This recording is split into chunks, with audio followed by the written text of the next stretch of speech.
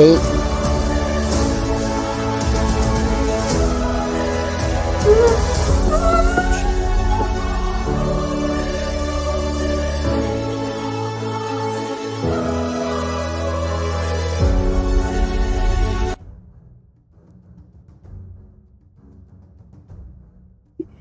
ladies and gentlemen. Welcome to MLSC Mobile Legends Supreme Champs. Here with me, I have Thanos as well as me myself, Germany. Alright, so like what Germany has said, ladies and gentlemen, welcome back to MLSC Mobile Legends Supreme Champ.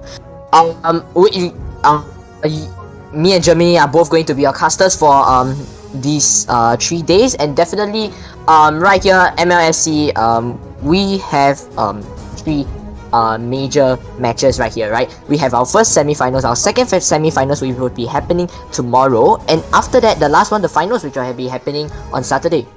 And really, I think me and Germany are both really pumped and excited to see how all of these teams will be able to incorporate all of these different techniques. And yes, you may think that, hey, what's a COD caster doing here, right? Basically, I don't play COD as much. I actually play ML more than I play COD, and really ML's my main mobile game, right? Apart from streaming multiple games on my Twitch, such as Valorant and Genshin, I think I just play ML in my free time with my friends, which actually ironically are participating in MLSC today. They will be coming up with our first match, which will be coming in a bit. So Germany, what do you do? What's your relationship with ML right here? Well, my relationship with ML is actually really simple. I first joined ML as a rookie. I really didn't know anything. I was like, I don't even know how to move. I don't even know how to I don't even know the skills. And then I started playing Classic with my friend. I got scolded so badly that after one match with my friend, I quit ML. After that, I rejoined ML because more of my friends joined. After that, I have never played with my friend ever again because I had a trauma of him scolding me until it made me quit the game, you know. So yeah, I'm coming back to ML. Definitely. And now we are going to look at our head-to-head right here, right? We are looking at. Oh, actually, I think I think there is a slight typo right there over for the right hand side right there. It's not FYI Aegis, it's actually Tricky Pandas right there. Now we're looking at our head-to-head right here, right? We have. Okay, so I just want to state that over for the side of Cheeky Pandas, all of them are actually all my friends right here, all my IRL friends really, and I am supporting them all the way right here. So, Germany, how about you do FYI Aegis while I do the Cheeky Panda side? How about that? Sure, no problem. Alright, so I guess I'll start off then. Now, looking over at Cheeky Pandas right here, the head-to-head right here basically means that we'll be breaking down the MVPs, like the best core players of both teams. And right now, our core player for Cheeky Pandas is Relps, right? He is an amazing mage player. His average score right here is 8,961 is actually amazing considering it is a mage player. Average kills 5, average deaths practically 0, and the assist is 8.5. Now, we all know mages are supposed to assist, right? They have insane potential. Insane rotations are really demanding as for mages to be concerned right here, and really I think that it's amazing to see how Relps is able to have close to 0 deaths right here, and definitely I think I definitely support him. I know personally that he's a very good mage player right here, and just a sneak peek, I think he does have more than around 75% win rate for his mages. And now moving over to FYI Aegis Germany, why don't you take it away? Well, for FYI Aegis, here we have Mr. Sage with an average score of 11,487. Wow, that is really an insane number. Average of 7.5, that's really a lot. As well as average death 1.5, not as nice, but it's wonderful to be honest. Average assist 10, that's way more than what normal people can do with a Dyrop. What do you think about this head-to-head, Thanos? No, I think if we all if you know me from in real life, definitely from my friend group, definitely I think we know who is the good Dairoth player in our friend group, definitely. But definitely I think Dairoth is a super amazing fighter, right? The fact that his second ability, once gained, can the magic penetration can lead to basically an extra Malefic Roar. And an extra Malefic Roar, that means if you buy another Malefic Roar, you have two pistols in your hands right there. And definitely with so much physical penetration, right, it is so also very deadly. And I think it's very obvious here, right? Dairoth is a super strong fighter in this current meta right here. And Dairoth has everything that a fighter needs, right? He has that tankiness, he has that passive lifesteal, he has the penetration, and an insane burst ultimate. Not to mention his first skill that is able to slow the enemy down so quickly. I think he is perfect for all side lanes and jungling right there. And I think that's what a fighter really needs. I think I'm really proud that a Dairoth can actually play that well. Considering the fact that who know that late game Dairoth is not actually as good, but the fact that he maintains a 1.5 death rate, I think that it's really amazing to see how Dairoth is able to be played that way, including in the late game, really. And now really we're just we'll be going into the ban picks right away, and I think we can all just see and think about what kind of heroes will be banned. Really, I think that definitely, other than the fact that players can actually just look into other people's profile and just follow them, look at their win rates, their history and all that. But I think that they I don't know, but some of the characters that players main are not really meta. So it's really interesting. It will be interesting to see how the teams will have to choose what kind of non-meta characters or meta characters to ban in ban pick. And really, this is the banning system will work exactly like rank, right? But really, rank, you just go for you ban the meta character. Any meta characters that are open, you just pick them. But this is not your rank match, right? This is MLSC right here. I don't know how to I don't know what else to say. I'm super pumped and super ready for our ban pick session which will be coming in. And really, so I think we can expect maybe a Dairoth play will come out, or maybe even the superior marksman 1-1, or even from what we have seen from our playoffs, maybe even Link from over for the side of FYI Aegis. We have seen the amazing KD that FYI Aegis has actually shown with the Link right there. And really, I think that yeah, I hope to see some insane plays right here. And now we're just really waiting. And the first ban that FYI Aegis actually picks out is Julian. Now, okay, so what's going on is that the just like what we all MLBB players know, the third ban of our game will be after the third pick of the first team from all the teams. And really, I think that this third ban is really helpful because I don't know about you, Germany, but really I think that the third ban it unlocks a lot of potential, right? Unlike rank picks, you get to ban all the meta characters at once, but really you have no choice but to leave some meta characters open right here. And really, it's amazing to see how Julian actually gets first ban, because Julian in ranked, being a new character, really there's a lot of misconceptions between what kind of defense equipment you should be building against Julian. Definitely against a fighter, Julian is really sad to play against, and it is very yeah, I think it's very sad to be able to play against a Julian in side lane. Julian with that insane lifesteal is going to be really yeah, I don't know what to say. It's really detrimental for most fighters to be playing against Julian right there. And right now we are looking at FYI AGs, right? They pick Valentina. Now, what Germany, what is it that you know about Valentina right here? Or do you completely not know what Valentina is?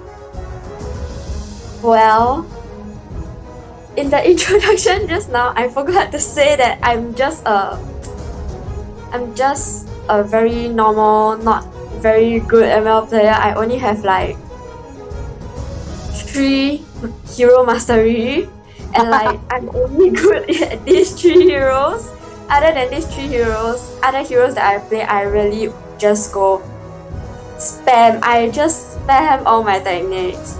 So if honestly you ask me about Valentina, I'll go like, what I'll say is Valentina is quite annoying when it comes to when she copies your ulti or your skills, you know. It's like, it's super annoying, I would say.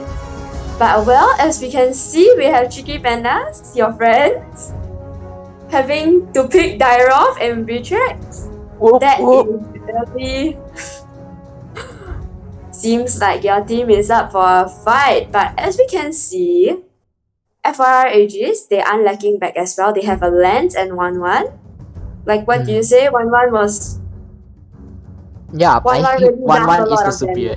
Yeah, definitely. And we all know, we have seen 1-1 in ranked plays. Yes, they can suck very, very badly in early game, but really, when 1-1 gets a core items, right, especially that very, very deadly Wind of Nature right there, she is able to tank so much. The weak girl, the weak white tiger she is right there, really, with that Wind of Nature, she is able to tank for the entire team. And definitely 1-1 left alive could just lead to the end of your base right there. And we're looking over here, Cheeky Pandas, right? Like I was saying, Dyrov picked. And I'm really proud of Cheeky Pandas right here, not only because they are my friends, but really I know the player playing behind this Dyrov right here. He has a lot of potential, right? I think what makes this even more exciting for me and for you, in fact, is because right here we all know we know players that are from 2 different teams, really. You know some players from FYI Aegis. I do too, definitely, especially the jungler player over for the side of FYI Aegis, Kirito. And yeah, I think we all support him definitely. But right here, I have to support the whole Cheeky Pandas team right here. And we are going into the match, ladies and gentlemen. This is your team comp right here.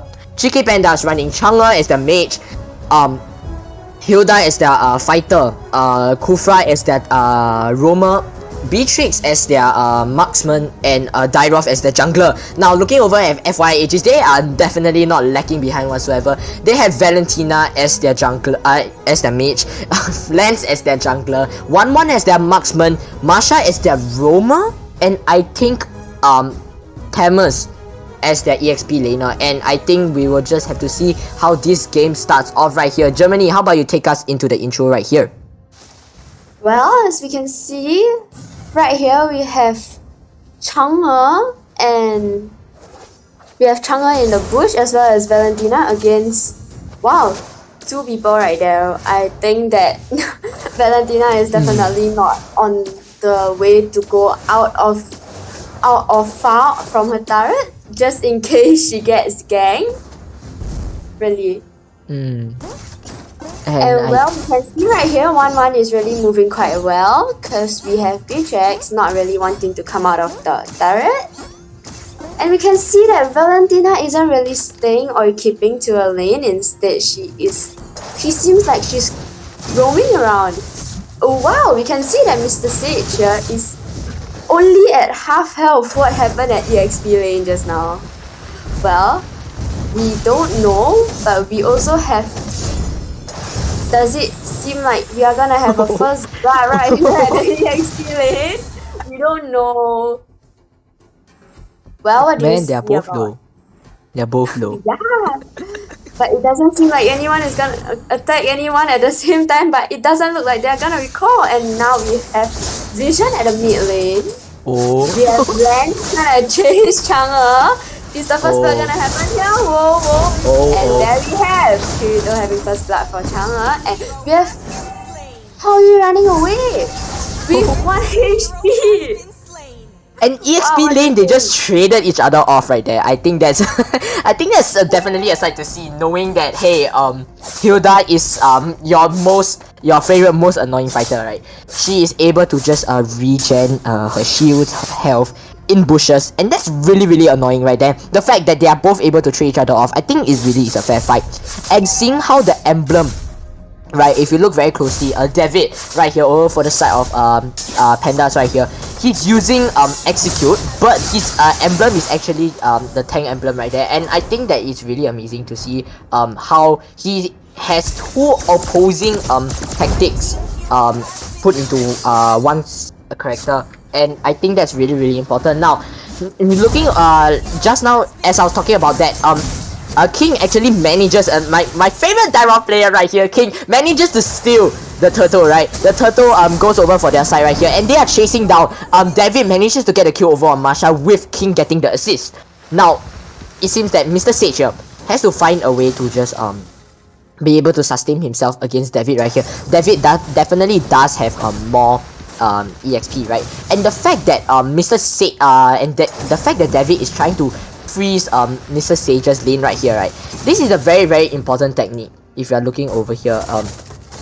Now really, if you are looking over at top lane right here, it seems that the 1-1 has to recall. Definitely no choice. Definitely when Howie playing Kufra right here, being all over 1-1, right? He's just able to airborne 1-1 non-stop, as long as 1-1 just tries to move around. And yeah, I think that what the pick of Kufra here on the side of Cheeky Pandas by Howie right here, I think is really beneficial. And now King level 7 going up against a level 5 Masha right here, right? He goes in with the second skill, manages to chain it, deal some damage right there, able to just get Masha down to almost half HP, considering that she does only has 2 other health bars left. And yeah, I think that's one thing that you have to keep an eye out about. Masha is very weak in the early game right here. Now, Kirito, surprisingly, Kirito actually buys the Curse Helmet right here, right? Curse Helmet. Now, we all know Curse Helmet is an essential tank item right here, especially over for the side of Howie. Actually, Kufra, normally Kufra players will buy Curse Helmet, right? But not really a jungler right here. Kirito with the Curse Helmet, this is a very interesting sight to see. I think this is mostly a counter to Relx right here, being definitely a very strong mage player, like we said just now, head to head. He is playing Chang'e, right? Chang'e is she's a very strong mage. Definitely the fact that if she gets a few core items, she's able to just beast your health down. Now a team fight breaks out over for the FY Aegis's farm right here, right?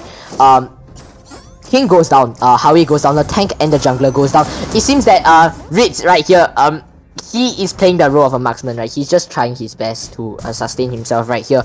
And really, what we have to really think about and focus about right here is that he's a marksman, right? Marksman, they have to find a way to be able to sustain themselves really. And I think what's really important over for the side of Ritz right here is that he has to get that insane advantage on 1-1, right? He has to find a way to just beast 1-1 and get the advantage over 1-1, because right now if 1-1 gets back, really, it can be the end of a lot of things right here. Now, if you're looking at bot lane right there, shutdown goes over for the side of David right there. David gets picked off, but Kirito seems like he's not in a good spot either. It is a trade, a fighter for a jungler, ladies and gentlemen. Now, if you're looking at Mr. Sage right here, he's just laning, right? He's taking advantage of the fact that, hey, David's gone, but really he realizes that, hey, we might be on the losing end of the trade, right? FYI, Aegis loses their lands, their jungler right there. Really, that isn't a very good trade, right? The fact that you have to lose a jungler for a fighter, I think that's not really helpful. Now a team fight breaks out right here. Howie with the amazing Kufra out right there. He's still barely alive, but Essential uses the copied Kufra out from Howie right there and manages to stun a few enemies right there. Now Kira goes in with the out right there, manages to eliminate 2 of them, stuns David at the same time, helps Kirito with that insane kill right there. Kirito's rotation was just on time. Right now we can see Ritz just slowly trying to gain his goal right here, just trying to farm as much as possible. He realizes I mean, for the side of Tricky Pandas, they realize that, hey, the turtle's been taken, but really there's nothing we can do about it. So turtle is unfortunately gonna be gone right here. Ritz running the sniper right here, a very important item, really important weapon to be using for side of Beatrix right here. And if you are looking at his items, right, he does have Blade of Despair. He does have he is close to his BOD, definitely, with 2 Legion swords right there. Now Kirito is going in, doesn't manage to steal the get the gold crab right there. King does manage to get it right. Ritz manages to beast Kirito down to a decently low health, and eventually backs off, changes his weapons right there. He uses the out, clears the minion wave very quickly, and Essential gets his core item, Genius Wand. Now Essential's making use of the fact that, hey, Howie's using a very strong tank, right? He's copying his out as many times as possible. I think, yeah, I have nothing to say really. I think that the fact that he's copying Howie's out right here is very beneficial, especially for team fights, emergency purposes. Really, he is able to help out tremendously. Now we are looking over for Relx here. He does have Ice Queen 1, right? The tower does go down over for the side of top lane. Relx does, as a Chang'e, he has Ice Queen 1 right here.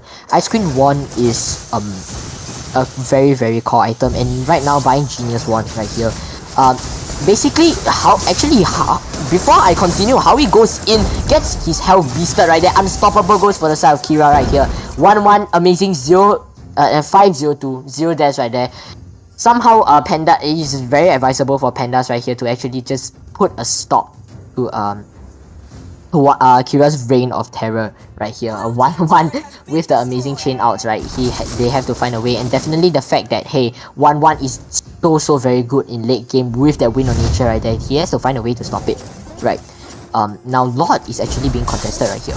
Kirito going in, just trying to get some damage off, and definitely with Kira there, Tricky Pandas has to think twice about approaching this. Now you see that a form of initiation starts to go out. Kirito does get the Lord and slays David at the same time. Essential gets Howie right there. Kira getting Relx right there. This is a 4-man wipe. Essential with the double kill right there, and Riz goes down as well. A complete wipeout for the side of Pandas right here. The contest for Lord right there was not the play for the Pandas right here. All 5 members go down. Kirito just going in, just clearing the lanes and helping Essential get the second turret right here. They are going to push non-stop right here. How he comes back, definitely being the first player of over the side of Tricky Pandas to die. He is back, but really does help to take down the inhibitor. Relx using the out to save the turret passive right there. Now turret passive, in case ladies and gentlemen you do not know, turret passive is something that is introduced in a mythic lobby, and definitely in our lobby that is what's happening, that which will explain a certain glowing effect that is happening on the turret. Really, what turret passive does is that the moment that the turret takes damage from a minion, right, the moment it takes damage, it will call upon a strong blast of energy. This strong blast of energy will just wipe all the health of all the NPC units around the turret right there, just draining even the large minions all the way down to almost 1 HP. But definitely with Lord this is not effective, and as we can see the Lord right there, for the side of FYI AGs, they are able to take advantage of the Lord. They are able to just push all the turrets down to just left with the last layer of turrets, the inhibitor turrets, for the side of Pandas. Not much action going on right here, right? Kirito in the bush spots Relx. Relx caught slacking right here, barely manages to escape with the split. Actually, he doesn't escape as Kirito picks him up. Now, mage for jungler right here. This is not a good trade, right? Howie goes in as well. He manages to scare them off away. It seems that they are stealing King's purple buff, right? Purple Buff goes down and sees that Masha is in as well. David gets beasted, realizes that hey, this is not the play. He does have immortality, but he has to back off right here. How we just trying to push the enemies away. And Ritz, we are looking Ritz. He does have Wind of Nature, right? Wind of Nature is a very beneficial item over for the side of marksman right here. But really, 1-1 right now, Kira right here. 607, right? 7 assists, 6 kills, 0 deaths whatsoever. Really, right now he does have his Wind of Nature together with his Wind Talker right here. He is going to be aiming for that Malefic Roar right about now. David gets picked off, caught slacking. The side of Cheeky Pandas, they know that hey, David can't be safe. We have to abandon him right there. They are going back. They are making sure that hey, they are playing objective, right? I think David gets caught slacking. David does have to watch his positioning right here, as FY AGs, they are just positioning themselves really well. Howie going in with the conceal, just taunting Mr. Sage right here. Gets revealed eventually, and it has to back off. King is getting marked right here, right? He does slow Masha down, but really Masha, she is a very tanky fighter, right? The fact that she is building tank right here. Garden Helmet really just increases her health all the way. If we're looking at statistics, right? Masha has 19,000 health. 19,000 health divided by 3, really each layer does still have also very much health right here, and really Cheeky Pandas has to find a way to break through this offense that FY Aegis is going up against right here. And really definitely you do not want to mess with 1-1 right there. Really 608 is definitely with the Inspire right there. It seems that Kirito's jungler his jungler play, the fact that he's building half tank here, he has Curse Helmet together with Dominus. I straight away moves on to Malefic Roar and BOD right there. Howie gets picked off by Kira right here. Howie, the tank over for the side of Pandas, is gone right here. King is has been prevented from using basic attacks right here. Damage is going out right here. Breeze gets the shutdown on Essential right here. David going in, tanking somewhat of the damage. Masha does go down, David does go down as well. Really, it's a 3 versus 3 right here. Velx clearing the lanes with the Meteor Shower right now. And really, I think right here, we have to be careful. Definitely the Pandas have to be careful of what they are trying to do here. Really, Howie is back, right? Howie is back from the dead. Definitely, he has risen up again, and especially if you do read the you just trivia right here. If you do read the ML storyline right here, Kufra is some sort of an undead creature. Really, that will explain his mummified body right here.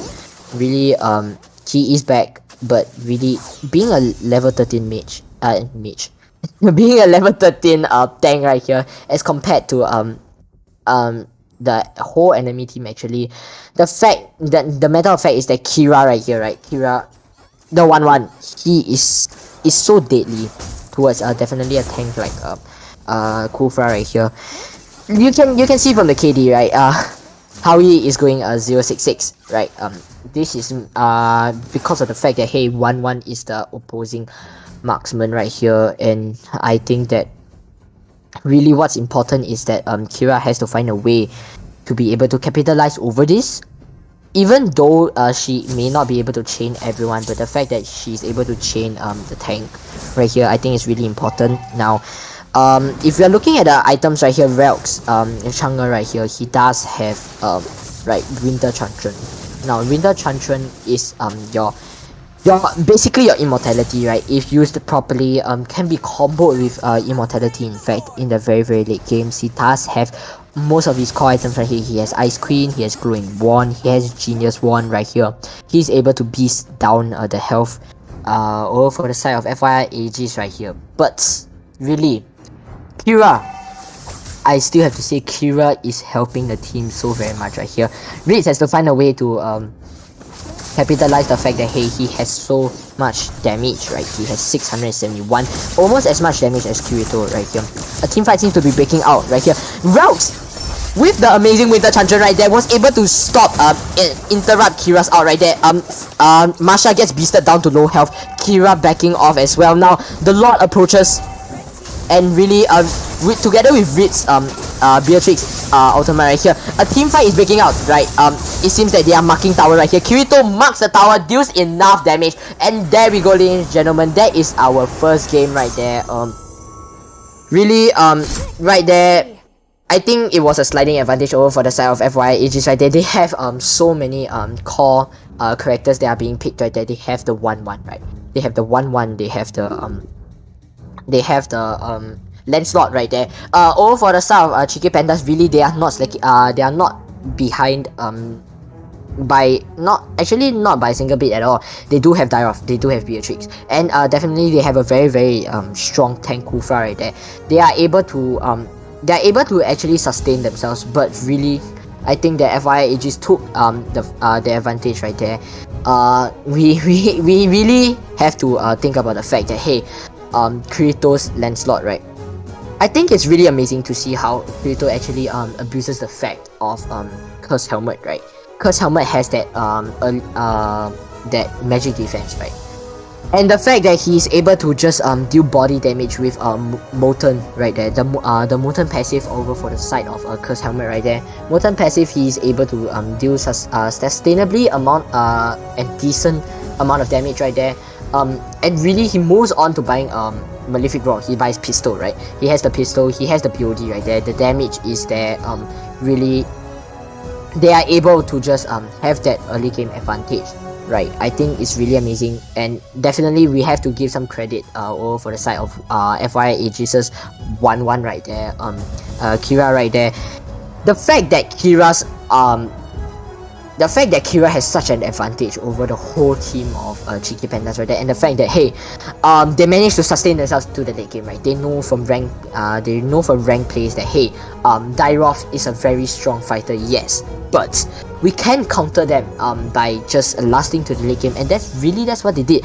And having Tamus as really strong EXP laner right here, being able to I think together with the assist over for the side of Kira's 1-1 right here, I think that is really amazing to see how Tamus is able to just sustain himself, really, right? You realize that, hey, this is not your normal Tamus that you see in the ranked play, right? He is the one that doesn't feed. Definitely in MLSC right here, all players take this game very seriously. Definitely not like your randoms in ML ranked play right here. And the fact that 1-1 doesn't feed right here, it basically it's not doesn't feed, ladies and gentlemen, it basically did not feed whatsoever, right? There's 0 deaths whatsoever over for the side of Kira right here, and that advantage of that goal advantage, that life advantage, really it was just so much. The advantage was way higher and really was able to overpower Cheeky Pandas for that moment right there. And really I think that this is a very well played game, definitely over for the side of FYI Aegis, and definitely I think I think Cheeky Pandas will have to improve on the fact that they have to incorporate different kinds of techniques, definitely. And now maybe this is a warm-up game, right? Like all of us say, hey, first game's a warm-up, the last game was a fluke, right? This game they'll be taking it seriously, and maybe that is a fact, but we cannot just eliminate the fact that, hey, FYI Aegis got the win, right? I think that we have to focus on the fact that, hey, Valentina, they have that and they have the advantage, right? Howie, Howie's Kufra, right? His Kufra out, and Valentina being able to copy that Kufra out right there in case of any emergency purposes, right? Definitely Valentina is able to just use the copied Kufra out right there and just immediately get out. And the fact that Valentina does have 2 dashes, really he's able to get out very easily. And now we are looking over at the MVP of this match, right? And ladies and gentlemen, yes, you guessed it, definitely. I think there's no way we don't guess it right here. The MVP over on this for this game, it goes to FYI Aegis's 1-1 player Kira right here. Now Germany, why don't you break this down for us, right? Sure. Well, as you can see, FYI, Kira, yeah, she has 7 kills, 0 deaths. That's amazing. And she has 9 assists as a marksman. 7 kills is quite a decent number, but for 0 deaths and 9 assists, that's really amazing. And for a marksman, to what I know about marksmen, I would say that marksmen are very squishy. But from what I see, the damage taken by 1-1 it's 37,417. That's something I would never expect a marksman to take in with 0 deaths. That is really wonderful. What do you think? I think, like you've said, right, the damage taken, right, I think the major, the big reason why, I'm sorry, I was choking on my water just now, really. I think that, what Kira has shown here, the damage taken, right, I'm so sorry, but really, the damage taken right here, the major constitution why, the damage taken is so much is because of the fact that there is Wind of Nature, right? The Wind of Nature there, it is able to take in so much damage. And really, if we are looking over at as compared to Cheeky Pandas right there, the marksman is Beatrix, right? Beatrix is always on the back. Like, it's definitely the fact that the Beatrix is playing a sniper and definitely the RPG as well.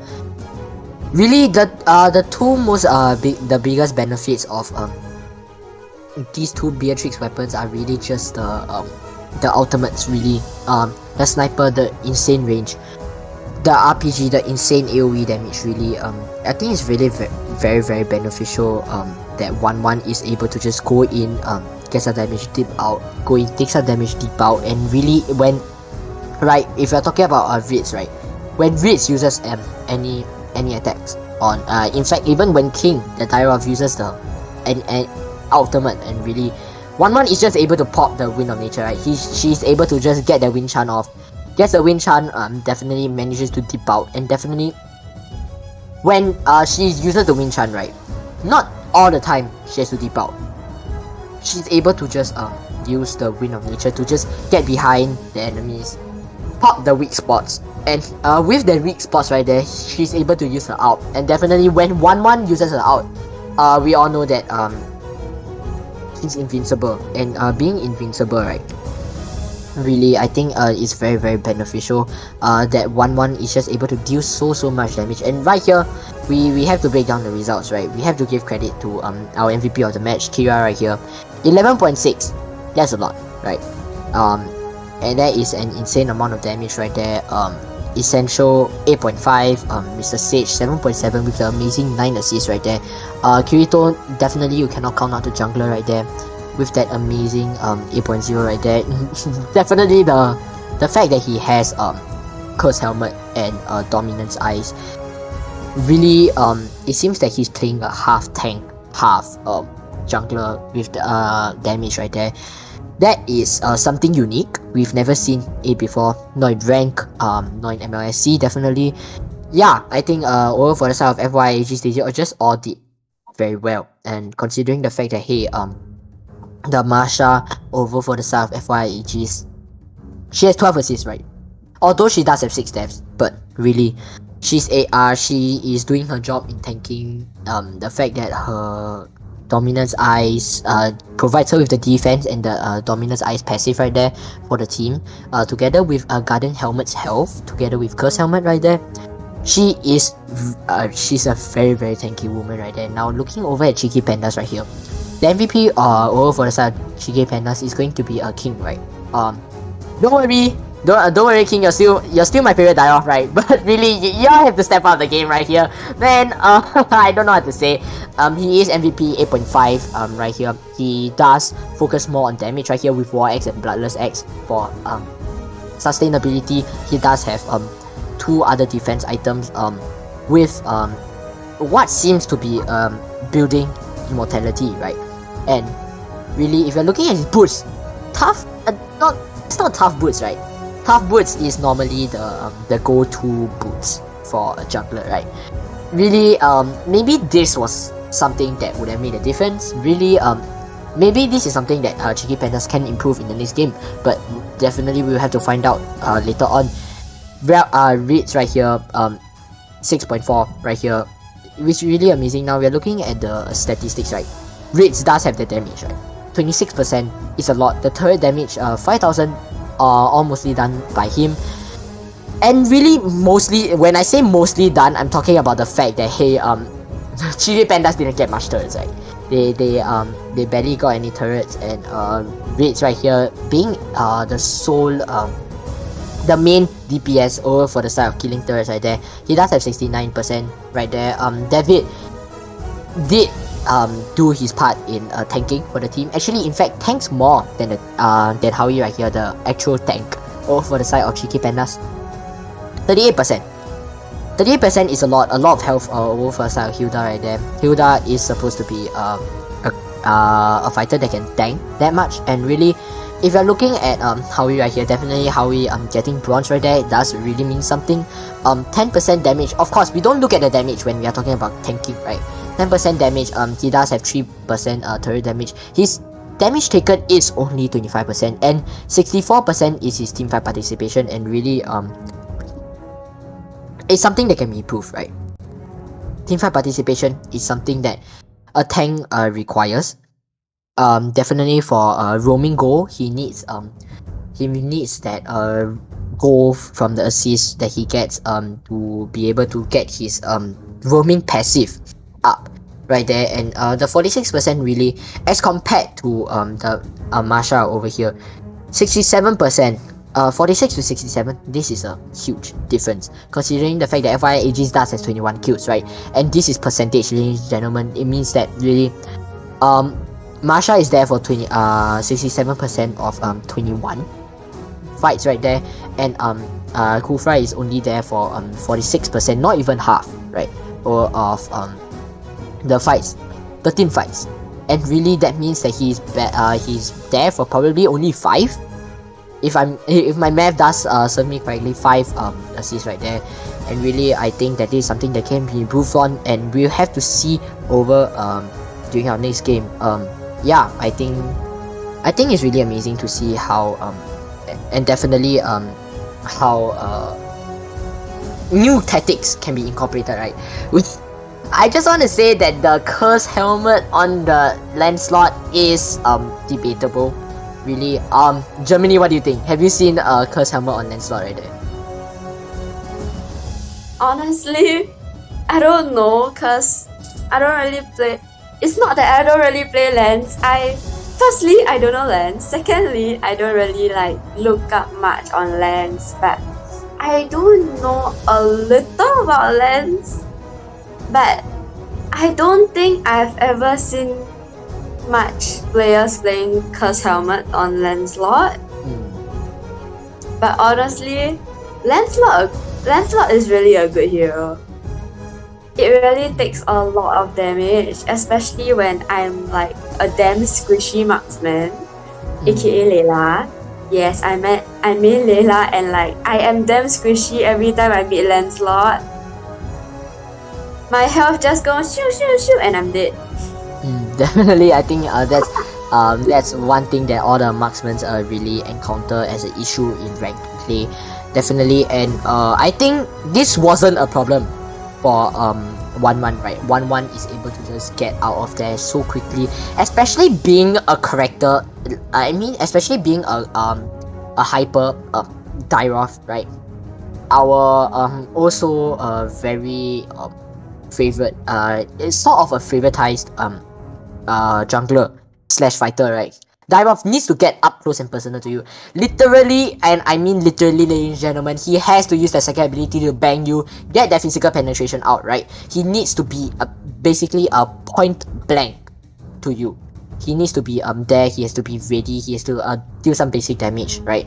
Although yes, you may say, hey, he does have range, right? He has his ultimate that has quite a long range, and his first ability, enhanced first ability, which has an insane long range right there and amount of damage right there. Yes, he's able to get in, but really you have to think of the fact that, hey, the moment 1-1 is able to just get onto a target, right, he's able to just back off. It's just like what Germany has said, the fact that marksmen are so squishy, but really 1-1 doesn't have this problem.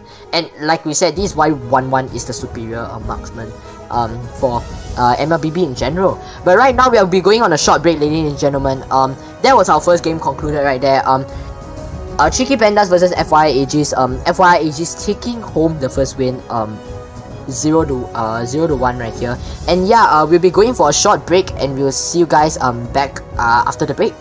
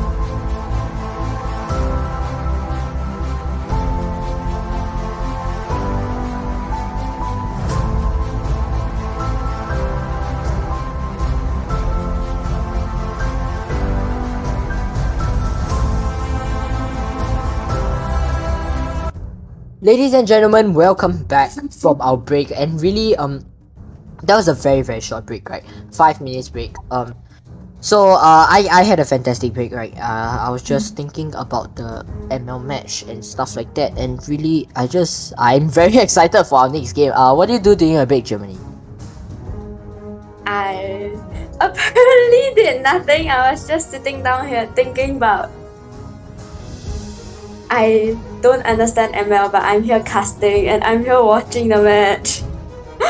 It's really amazing how I'm casting this when I don't play much ML and I don't have much knowledge about ML, so it was really, I would say, a good first experience having you as my duo right here, casting this first ever match of mine. I think that I think it's a new experience for all of us, right? This is our first ML SE that Supreme League has organized, and really I think that all the casters really they're just trying to get a grip, right?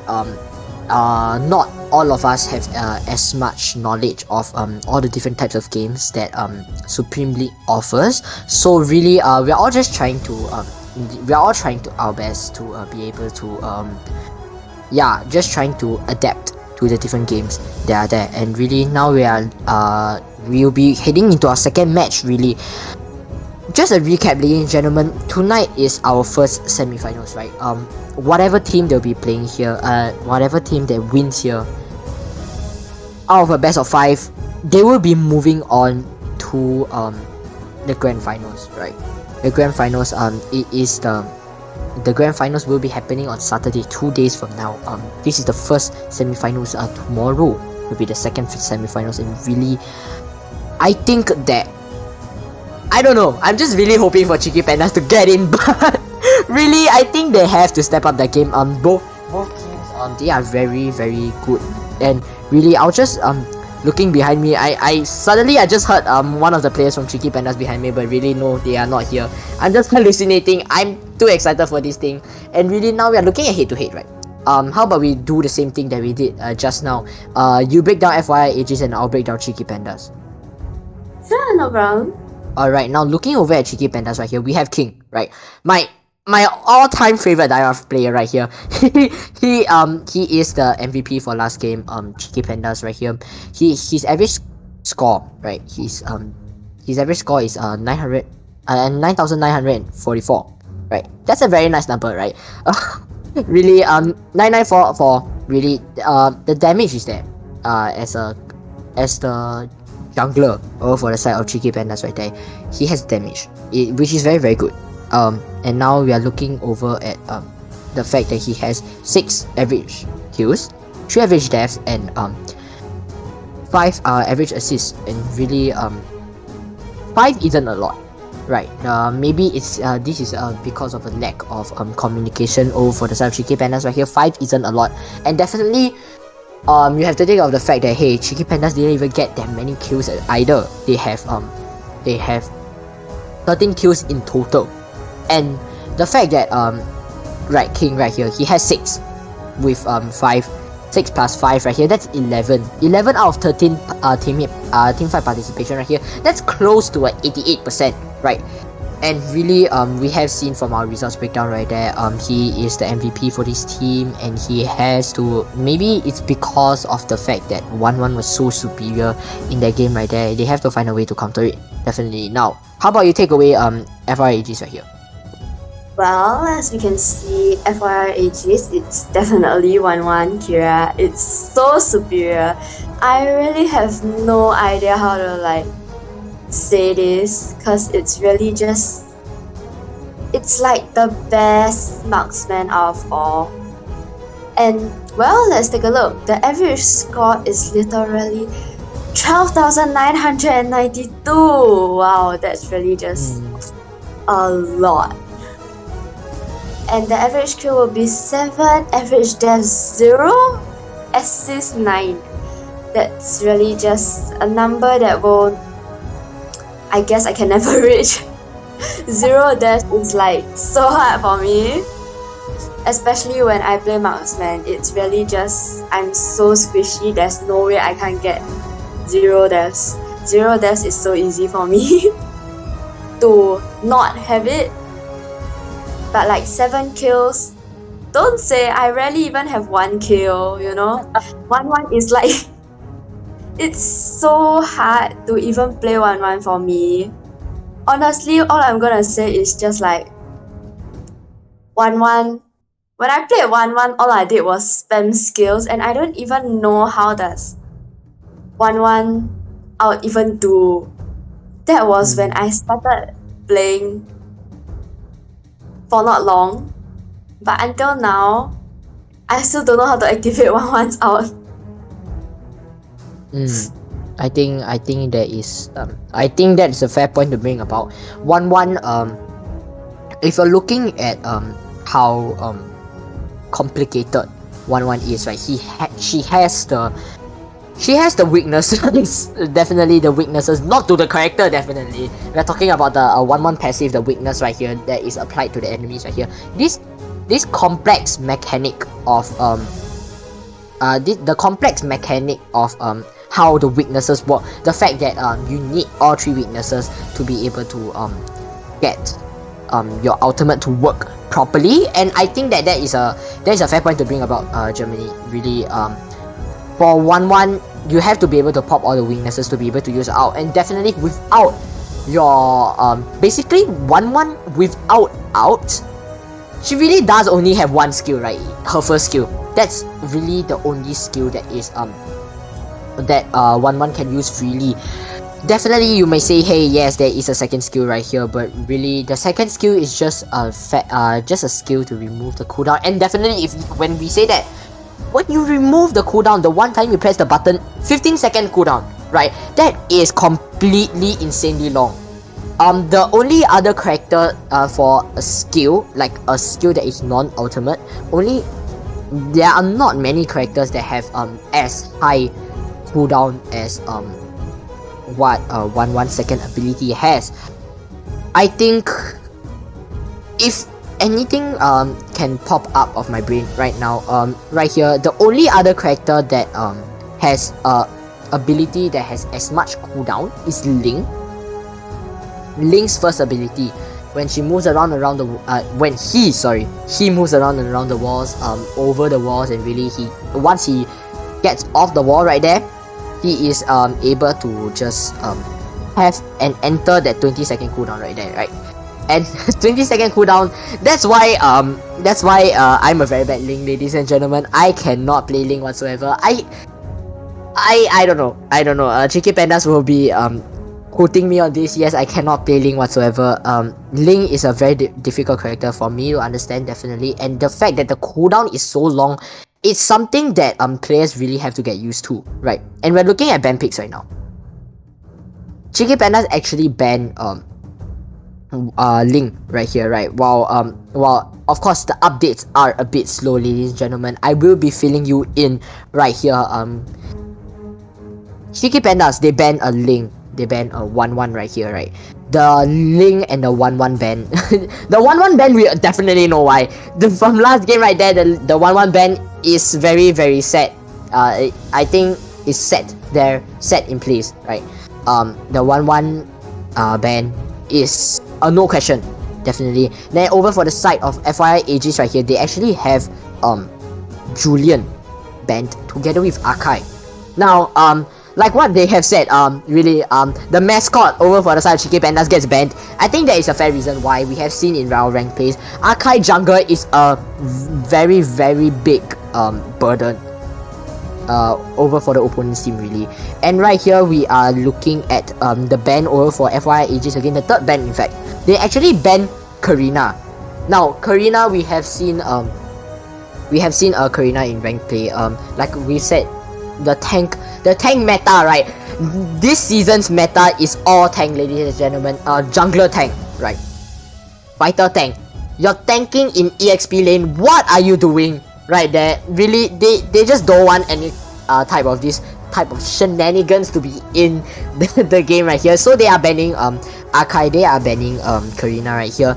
Of course, yeah, definitely. If you say tank, another character, another tank that can actually jungle an ASP lane is actually Barret's right here, right? Barret's is very strong fighter tank, really. But after the recent update, actually the update that the was 2 seasons ago, in fact, 2 or 1, I cannot really remember, ladies and gentlemen. But because of that nerf right there on Barret's, the fact that he's not able to he's not able to sustain himself as easily, that the fact that the entire shift in meta right there, I think that really played a part in the fact that, hey, Barret's is out of meta right now. And now we are looking at if we're looking at the picks right here, we have the whole full team out for Cheeky Pandas, right?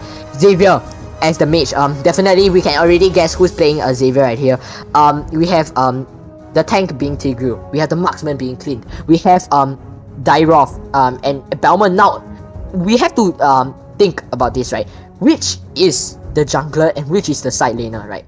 Both Dairoth and Belmont can be jungling and side laning, and we have seen this before, and really I think it is something to think about. And now we are looking over on the other side of FYI Aegis, right? We have Beatrix, we have Atlas, we have Pakrio, we have Valentina, we have Yu Zhong, right?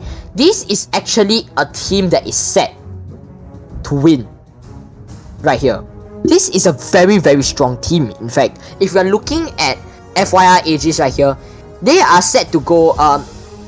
It seems that over for the side of FYI Aegis's hero picks, there seems to be a technical issue. But really, they have Pakrido. You can see it from the side right here, ladies and gentlemen. Definitely, we truly apologize for the technical difficulty right there. But really, we have Kirito as a jungler of FYI Aegis. He's playing Pakrido tank. Pakrido jungle, I mean. Maybe he'll be building tank, but really we have to focus on the fact that he is using the jungler emblem. The jungler emblem, we all know it is a horrendously overpowered emblem talent to use, right? Reads right here.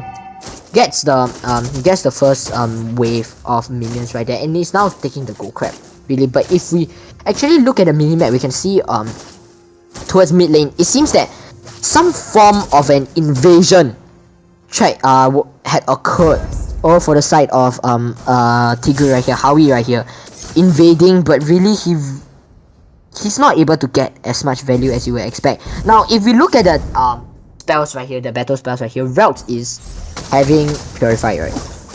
Relx has Purify, Xavier with Purify, surprisingly not Sprint, neither Flame Shot, neither Flicker, Purify. We all know why Purify is a thing. We have Pakrido, we have Yu Zhong, we have Atlas right here. They all can just they have insane control capabilities. And we see at top lane right here, a fight is technically breaking out right here. How he's just trying to kindly ask, really. He's just trying to stand there, he's just body blocking, he's kindly asking, hey, FYI Aegis, can you just get away from my marksman right there? He is not interested in you whatsoever. You can take me, definitely, and they did take down Howie right there. The tank goes down. Over for the side of Cheeky Pandas right here, but the EXP lane right here, they need help, right? Yu Zhong is getting bullied right here by my favorite Dairoth. Definitely, jokes aside, completely jokes aside, it seems that King is here just getting that damage off and that advantage against Yu Zhong right here, but it seems that he's not really in the position right there. They are all low. David gets the kill with the out. In fact, that is an insane kill right there. Howie does get traded off, unfortunately, together with King right there, but that is a 2 for 2, right? 2 for 2 with Cheeky Pandas getting Turtle right here. Really, that is something that we all have to think about. The fact that, hey, they have a turtle, right? This helps definitely the whole team, but if we talk specifically, it definitely helps Riz right here, right? Riz, he is a marksman, he is clean right here. Clean is a character that really relies a lot on the items that he really gets. Right here, wait, Routes just picked Valentina off, right there. No longer reigning in terror right there. The mage player over for the side of FYI, AJ's Valentina gets picked off by Relx right there. Definitely, I think from that play alone and from the previous team fight over on the side of Turtle, we can see why Relx is just there to be able to get that kills right there. He's able to get what we have seen the best player over for the side of Cheeky Pandas right here, and it seems that they are able to pick Essential off. Essential being Atlas, the tank is gone now. This is getting a double kill, right? This is insane potential right here over for the side of Cheeky Pandas, ladies and gentlemen. King, the Diop, does have War Axe, right? He manages to chase Mr. Sage over here, being Yu Zhong right here, off back to base. Now, a lot of kills are going on right here over for the side of Cheeky Pandas, but really, I think they were overly greedy over for the side of top lane right there. And David is like, hey, I'm taking the blue buff. Why are you guys fighting on top, right? Really, the fight on top at top lane wasn't the play. Definitely it's not the play right there. They just lost 2 lives. Definitely puts an end to Riz's reign of terror right there. Damage goes in. King sacrifices himself actually, loses his life. David goes in, gets the kill over on Kirito right there. The Valentina does copy David's out, gets double kill right there, but Relx shuts him down for good. Riz is going in, checks the bush, realizes, hey, he's gone. Completely recalled off the charts right there. He realizes, hey, it doesn't matter. I'll just go back to laning right here. And really, it seems that top lane goes down. The first turret definitely goes down right there. I think that this can be the start of something very, very good, right? We have seen how clean is very, very painful in late game, that to say that definitely say that this now King is going in, getting that good damage off, but Yu Zhong's passive gets popped, right? And we're looking over here, Valentina copies Xavier out. Xavier's out. Xavier's out is something that is really, really good. The conceal goes off, Essential hooks Howie in, right? Howie gets that nice airborne, but really not able to get himself some time and some space to get out. David is actually doing really well as a Belmont jungler. Belmont is known for that insane damage when he enters his Blade form, right? He's there spinning, dealing insane amounts of damage right there. He's just going in with that crazy amounts of continuous damage. And now if you're looking at builds right here, ladies and gentlemen, Riz over for the side of Cheeky Pandas, he does have Endless Battle already, and he is almost there to Berserker Fury. And now if we look at his emblem, right, his emblem is Weapon Mastery, if that is the name. I'm pretty sure that is the name right there. Weapon Mastery, yeah, Weapon Master, sorry. He does gain 15% more physical attack, and this is very, very beneficial. And surprisingly, Kirito actually steals the turtle right there, and a team fight seems to be breaking out. Howie sacrifices himself eventually, and really Devi is going in with the damage. Riz manages to save Devi from dying to Essential right there, but Relx does get picked off by Mr. Sage. Riz goes in with the double kill right there, right? Riz still alive. This is huge. Oh, for the side of Cheeky Pandas, right? You do not want to contest a clean that has an insane amount of damage right there. And definitely in that spot right there is Riz right here. He is my favorite marksman player, definitely for the side of Cheeky Pandas. One important fact that you have to know about all these teams right here is that most of these players, except for of course if you're talking about one trick ponies, definitely, but if you're talking about a competitive team like Cheeky Pandas and FYI AGs, right, all of them can actually play many different roles. Definitely they can a lot of them can actually play jungler together with EXP and marksman really. Now Kirito is going in trying to start a fight, right? He goes in, gets the push, he pushes the Belmont right there, gets that damage off, but really David goes in, gets almost gets beasted right there. Beatrix with the ult, but Howie is there to just tank that damage. He saw it coming, right? He saw the red line and he's like, hey, I have to tank this for my team, right? I am the tank. I am supposed to be taking the damage, not them. And he manages to tank the sniper shot from David right here. And now David, actually, if you're looking at David's build, it's actually quite hilarious that he is actually building Berserker, not Berserker Fury, he's actually building Hunter Strike before Berserker Fury. And even before that, he has Curse Helmet, right? Yes, Curse Helmet is a okay weapon over for the side of Bellman right here. But really, I think that, yeah, I think this is something we have to think about. Maybe this is a copy from the side of Kirito. From Kirito right here, maybe. But really, Curse Helmet is correct play over side of Bellman right here. A lot gets taken down by Kira, right? Beatrix is a very strong marksman, as we have seen from last match. Reese did play Beatrix, right? But maybe right here he's like thinking like, hey, maybe Clint is the way to go, right?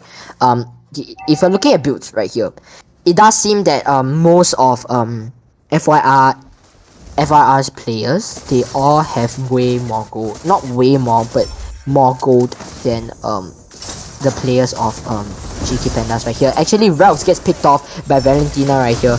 Now, and that's the double kill going in from Devi right there. It seems that close to a triple kill. The turret does go down. Essential going in, checking all the bushes right there. He realizes, hey, they are gone. Now, King is all left alone right here. He's a EXP laner this time, right? He does have Dominance Eyes. He does have Dominance Eyes, but not any form of magic defense whatsoever. His magic defense is still, if you're looking statistics wise, right, I'll be bringing you guys through the whole statistics while you can see the gameplay on this on your screen right here. If you're looking at statistics wise, King, basically the Dairoth player right here, Dairoth only has a 32 magic defense. Now how he gets picked off a position, he barely goes down, he barely has any health remaining, actually 0 health remaining. He gets picked off by Valentina right there. Dairoth does get the shutdown, does manage to get the trade off, but really that is a 2-for-1 and not beneficial over for the side of Cheeky Pandas going right here. And what is going on with Cheeky Pandas right here? Cheeky Pandas had the advantage in the early game, right? Relx was doing what we can say, Relx is definitely doing definitely doing very well in the early game. But it seems that Essential knows how this should go down. Essential's like, hey, we have been marking the wrong person the whole time. We've been thinking about, hey, taking down Reese, but really there's nothing we can do about the almighty cowboy clean right here. So we might as well go for the very squishy mage right here. That would be a Xavier over for the side of Relx. He has 4 deaths, right? And 4 deaths as compared to the team, really Relx does need to stay alive, and Howie has to find a way to be able to gain information but not get picked off at the same time. And I think this is definitely something that we have to consider when looking at how tanks play, because as compared to Essential right here, Essential is just going full out, right? He has the defense, he has the health. Really, he has right now, if you're looking at items, he has Dominus Eyes plus a cloak together with blade armor right there. But as I say that, Reese gets the killing spree right there, picks Essential off right there. I spoke too soon, ladies and gentlemen. King goes in, manages to get some damage off on Valentina right here, but really he just realizes he's going way too far. Kirito has way too much penetration and damage right here. Kirito's builds are as following: Hunter Strike, Malefic Roar, and Bloodless Axe. And right now he seems to be either building Brufrost Breastpiece, or he could be building what seems to be actually quite a number of things could be built right here. But it does seem, for me, it does seem to be leaning towards Brufrost Breastpiece. Essential with the flicker out right there, gets 2 of gets 2 of Cheeky Panda's teammates right there. But Kira goes in with the double kill. They are all low, right? But it is a complete wipeout of Cheeky Pandas right here. The second wipeout we've seen of the of this first semi-finals right here. This is amazing, right? And it seems that they are just going to end it right here, ladies and gentlemen. 0-2 is the score of FYI Aegis versus Cheeky Pandas right here. This is something that we have to look forward to, and really that is amazing right there. I have nothing to say. It seemed that Cheeky Pandas were doing so well. Their positioning was good in the early game. They were able to just get those they were able to secure the kills that definitely needed to be secured.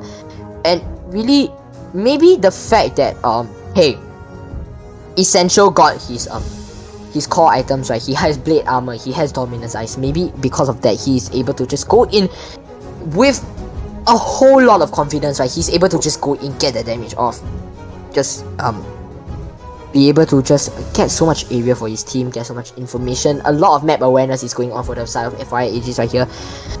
And maybe that's why they just lost the match right here. I think it's clear, we can safely say that Tigreal definitely was the inferior tank as compared to Atlas right here. Atlas, amazing tank right here. Atlas has always been a tank that is always used for competitive play. He's never in the meta really. He's one of those characters that are always on the borderline.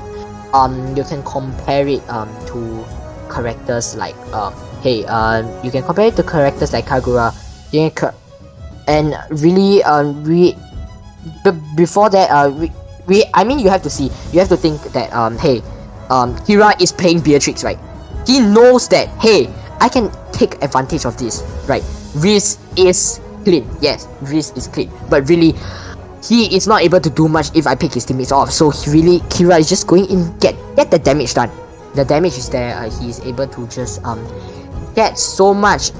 Really, as a Beatrix player, damage is key, and Kira performs exactly well, especially well in that field right there. The damage is there. Hunter Strike, Blade of Despair, Malefic Roar, Wind of Nature, and I think the last build was Immortality, but really he didn't need it. And FYI, Aegis just managed to brought it home, definitely. And if you're looking at if you're looking at the statistics, which we will actually be looking at in a bit, right? The score is 16-22. Now we have seen actually, hey, what happened? Oh, for the side of Cheeky Pandas, right? Really, what happened? Cheeky Pandas was doing so well in the early game, right? The Dairoth, my favorite Dairoth main, he was just really owning the lane right there, right? But really, I think that maybe maybe the fact that, hey, he's just going in and he's just really dying way too much. Maybe that's a fact, or maybe that's a variable to consider when we are looking at why Cheeky Pandas actually lost that. Now we are going to look at the MVP of this match, ladies and gentlemen, and we have it right here in front of your screens right here. MVP of the match is going to be Kira once again. Kira, the amazing marksman, right? He has 6 kills, 1 deaths, and 10 assists. This is huge for a marksman player right here, right? A marksman, he is able to get that damage off. He is able to get those long range fights. The distance he covers, definitely with the Beatrix sniper ultimate that we have seen so far. Really, Beatrix has so much potential. Beatrix just provides so much advantageous points over the enemy team right here. And hey, I'm not saying that right, I'm not saying that Clean is lacking behind at all. Definitely not at all. I am a clean main myself. Not a good clean main, but definitely a clean main right here. And really, Beatrix is a marksman that is, and I feel that Clean is just as good. But maybe it's the fact that, hey,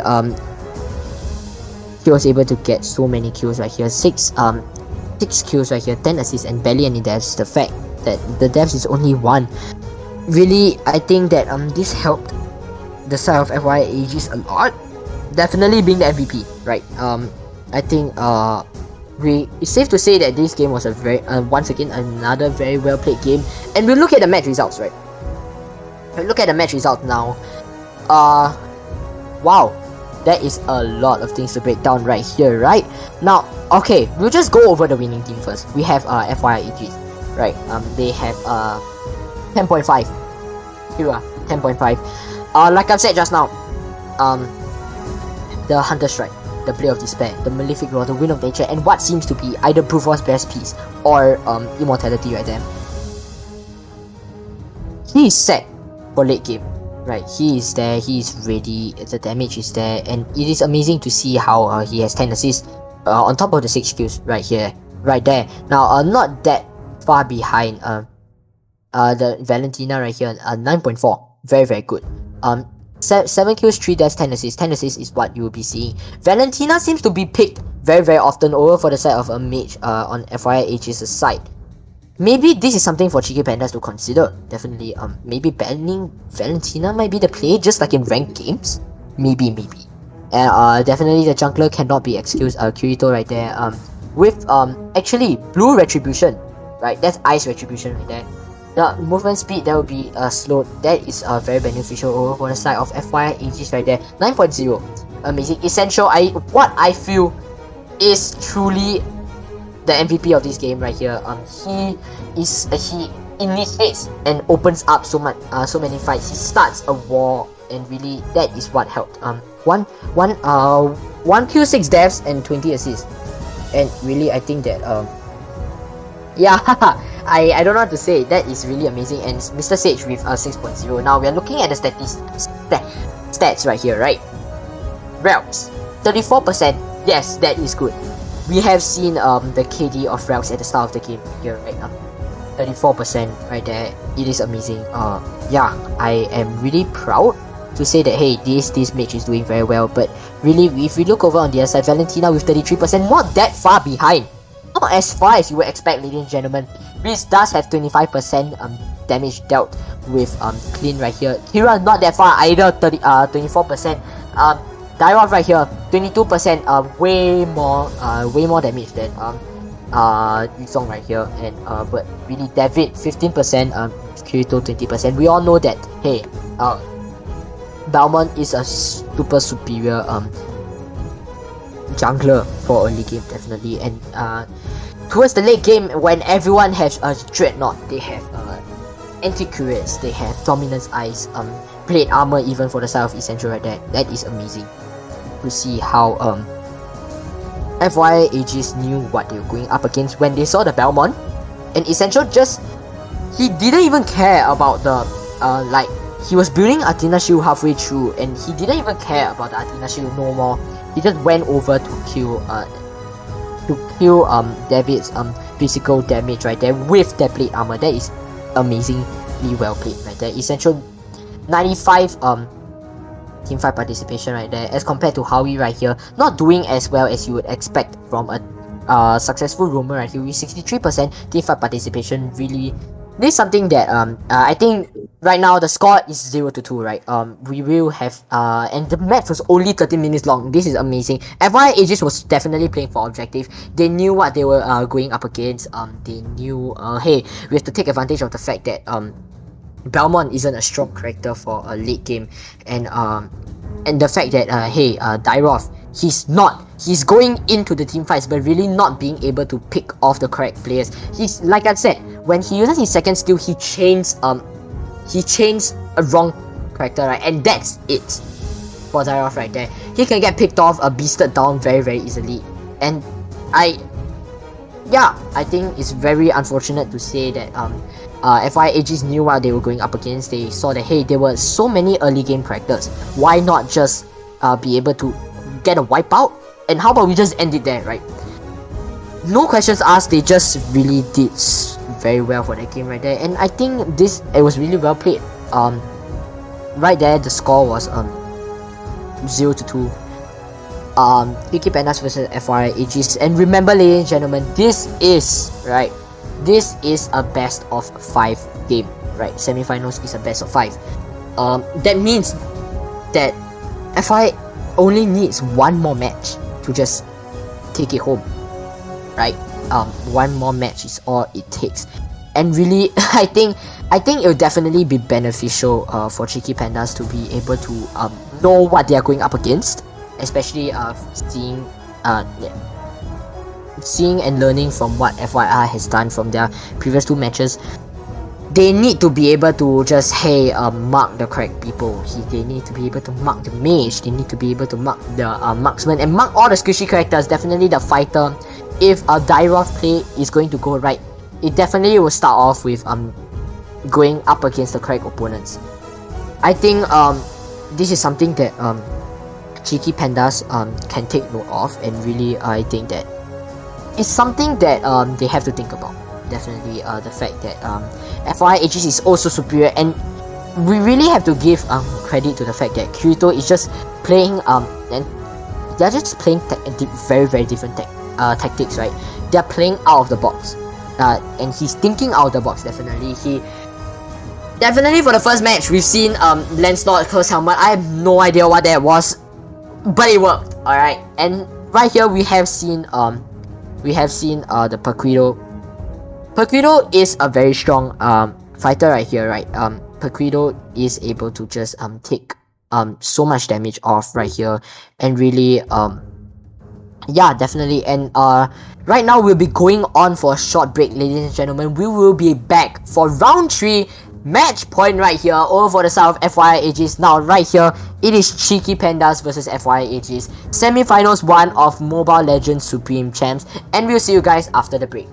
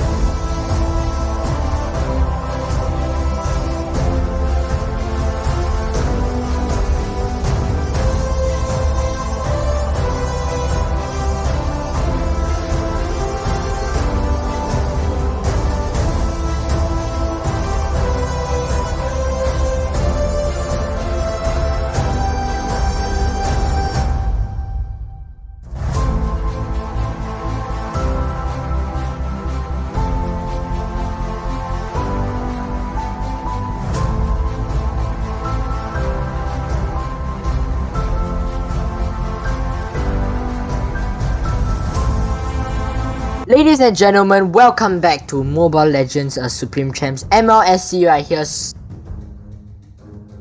Semi-finals 1.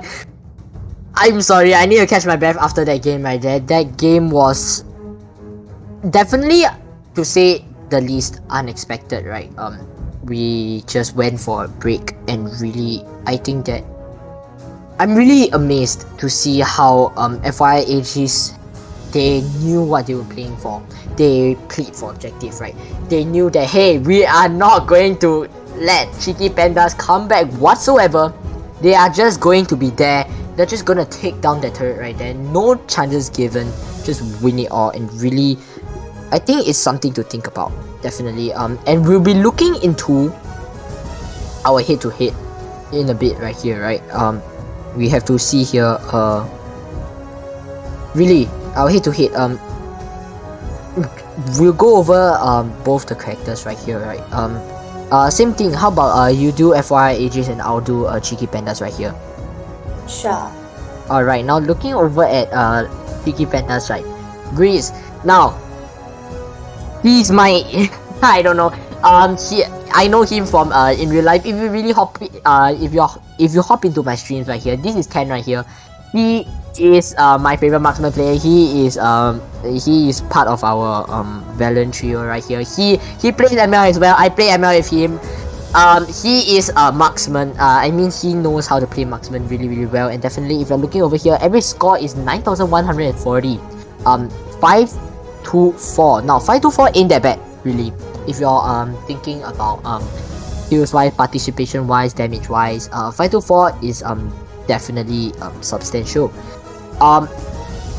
Really clean. You have to expect that, hey, you just get your damage will just go down so much, really. Yeah, and really I have nothing to say. That was it for that game just now. That is all that Grease had to offer us. Now how about you take it away for FYI Aegis?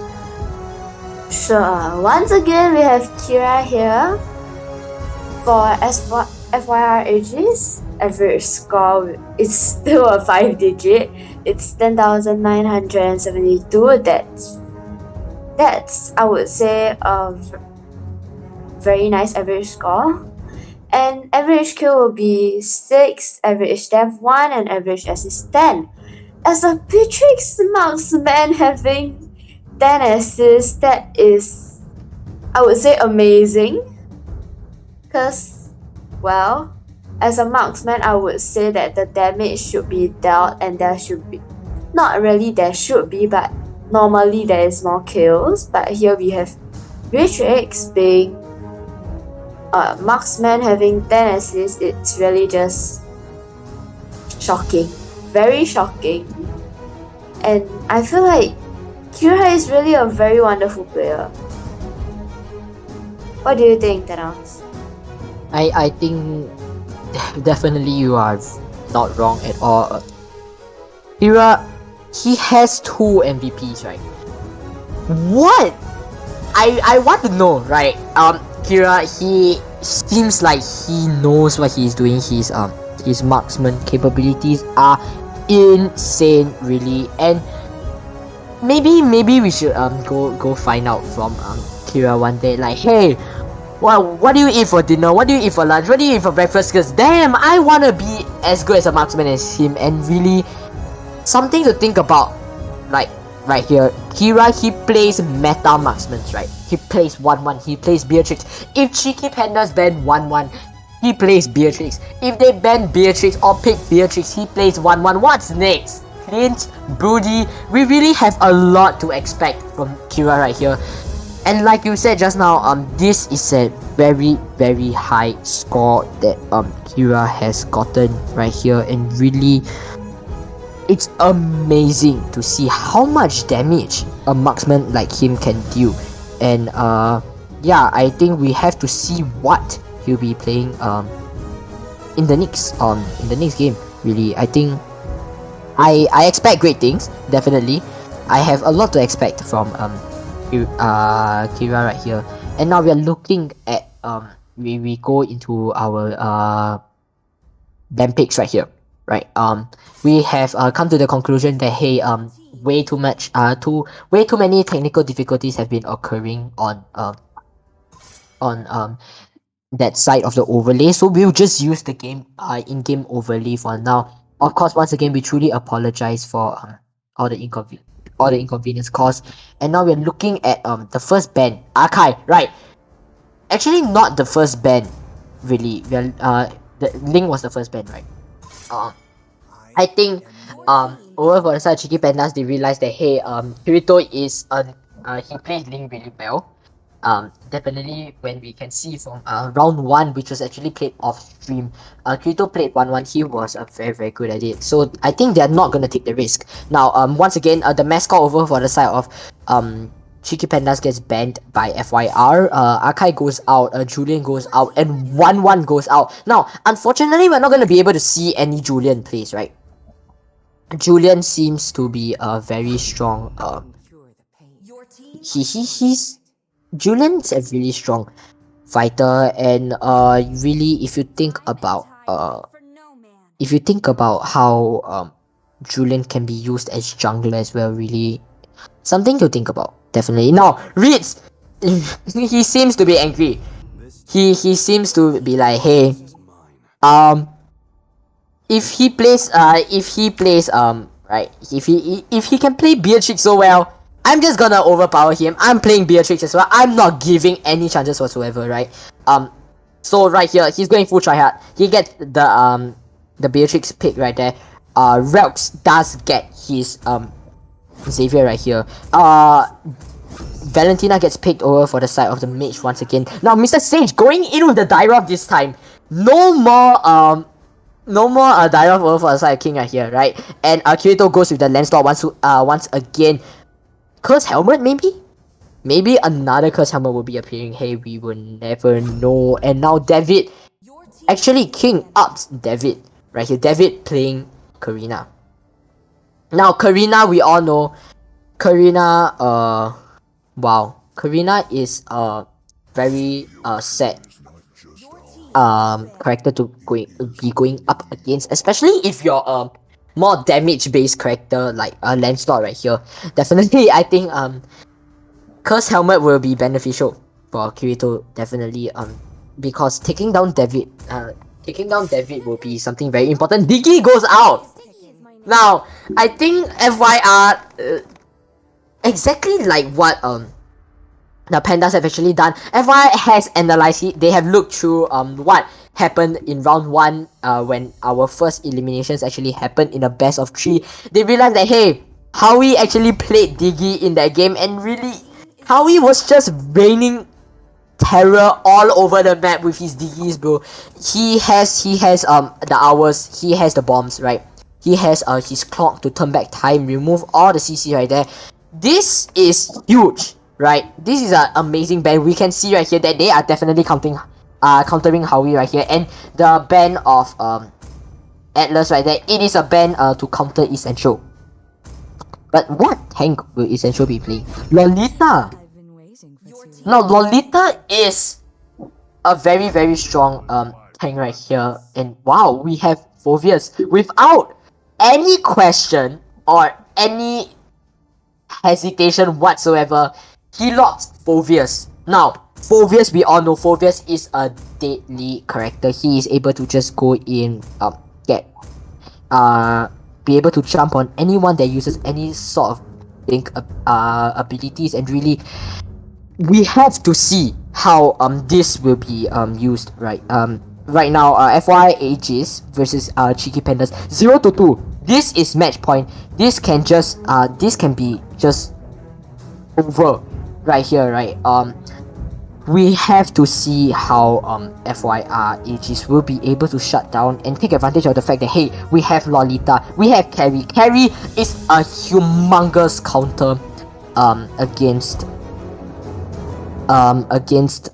characters like Kufra and Karina tank, definitely. And yeah, this is this match point, ladies and gentlemen. Right now, how about Germany? How about you take it away from our early game status right here? Sure, thank you very much. As you can see, for match point for FYR, we have Valentina once again in mid lane alone, going against Xavier, and we have Essential going against Howie and David at the same time. And we can see that Lance is here to assist both Essential and Valentina, but goes off very quickly. And Rox and Howie seems to have quite low health, so they retreated. As we can see that Howie have went to recall, leaving Xavier alone with lesser than half a health. So, well, I guess Valentina is currently having the upper hand as Xavier went back to recall. Valentina is going towards goal lane. Is she attempting to help carry? And Lolita to settle Beatrix, Karina, or whatsoever? Well, I don't know. Let's just watch and see. But we can see that Lolita is currently chasing and coming towards the mid lane. And we can see that David, Howie, and Rex is together and they are coming towards Kirito. Is Kirito gonna run? I guess so. Well, we never know. Let's just wait and see. Well, we have Xavier just clearing lane just now, and seems like both teams wants the turtle quite badly when it is just 2 minutes into game, and there we have turtle being slain, and we have Chicky Panda slaying the turtle, having some advantage at the start of the game. It seems like this match, no one is really gonna let anyone win or whatsoever. This is really just match point. It's either FYR win these games and goes to the grand finals, or Chicky Pandas get this game and they continue to another match, which we shall see.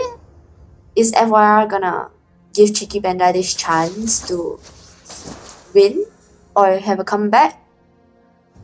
Well, back to the game, as we can see that there's not much fights going on. Everyone is clearing their lane. Not really much going on. Let's see. We have 1-0. We have Mr. Sage having 1 assist, while Valentina gets the kill, and David got first blood. He got that. He died very sadly. And here we have King slaying Mr. Sage. That is quite a bad start. But well, it's 1-1. It's only 3 minutes into game. We can't expect much. It feels like both teams doesn't want to fight so early. But we have Chicky Pandas going 4-2 on this. Based on what I see right now, it's really just Chicky Pandas wanting to end this as soon as possible. Really, we have them just trying to chase FYR around the maps. Well, FYR is really just having fun, running around. And we have Riggs just tapping on emotes. And there we have Kirito slaying the turtle. And we have Valentina slaying Howie. Right. Yep. Well, it was a 0-1. We can see that the teams are really just focusing on farming, laning. Not really much on team fights, as we can see that Rex and David is really just hiding in turrets so that they are not. But we can see that David down there with low health. Is he gonna run away with low health, or is he gonna get slayed? Sadly, I don't think he's gonna get slayed. But here we have Mr. Sage alone with Kirito in the bush. Do you have anything to say about your own favorite I think right here, hey, if you know me in real life, and definitely if you know Chicky Pandas in real life, you can't, like right here, that play right there, you cannot say that King is a one trick right there, right? He has the damage, right? He helped his team so much. The Phoveus is, it seems that in early game, definitely Phoveus is the play right here, definitely. Right here, Kirito gets Rex off. Relx off the charts. Once again, Kirito going in with that molten damage right there. The molten damage from Curse Helmet right there. The passive Burning Soul is able to deal so very much, right? I think I don't know, I still find this super unique. Really something is going on right here. Something has to be changed right here. The fact that hey, Cheeky Pandas lost to Kirito's Cursed Helmet once. I don't think they should be losing again. Now, Mr. Sage is actually losing a lot of health right now, right? King right here backing off after taking in so much damage, and really he pops the regen. Right.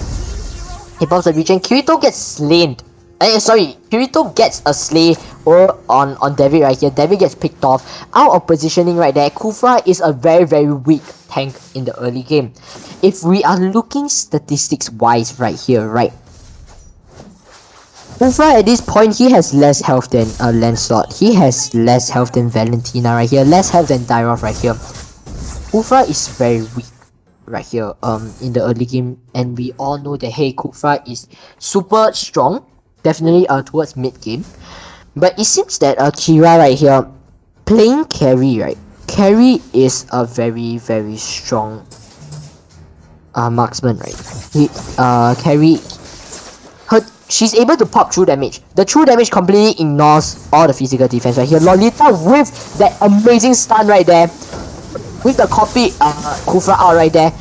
It seems that Howie is on very low health right there. Kira manages to pick Howie off. That is the tank of the charts, ladies and gentlemen. Mr. Sage picks King off as well. The Pandas just lost 2 of their members, right? Somehow it seems that the Valentina is able to be helping Lolita definitely.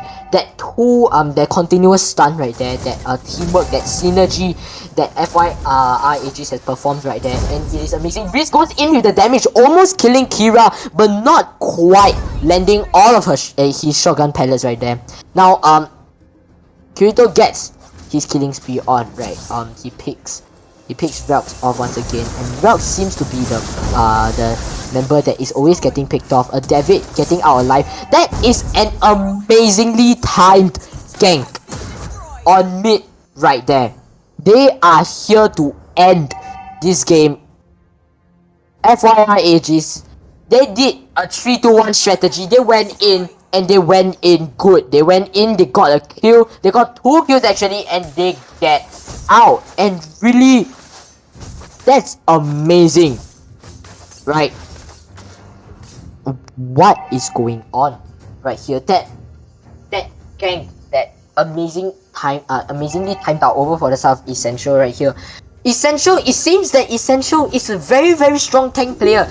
He doesn't have to play Atlas, right? He plays Lolita. He's able to stun Mr. Sage, dealing that damage out. The Kufra outs, right? How he gets the out. David steals the Lord right here. He loses his life.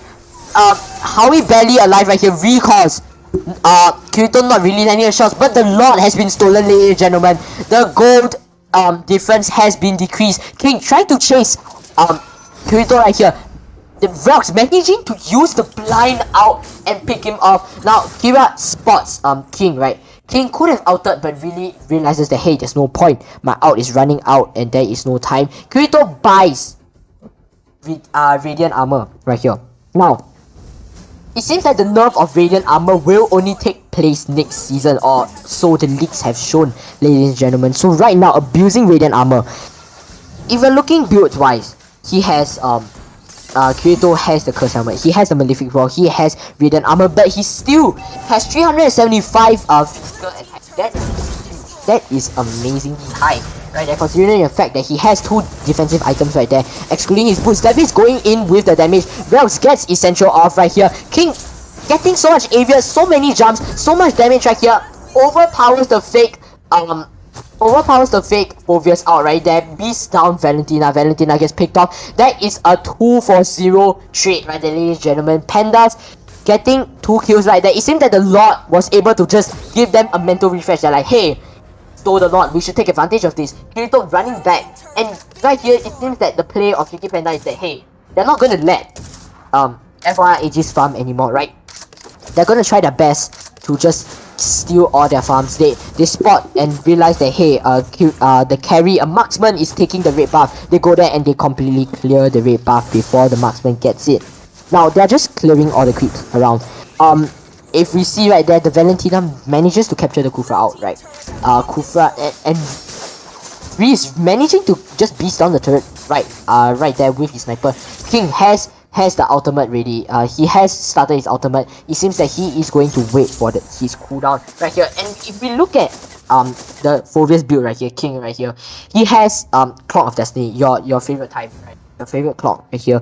You have your clock, you have your Ice Queen 1, and most importantly, you have Dominance Ice, right? You start a team fight and you are able to just help your team.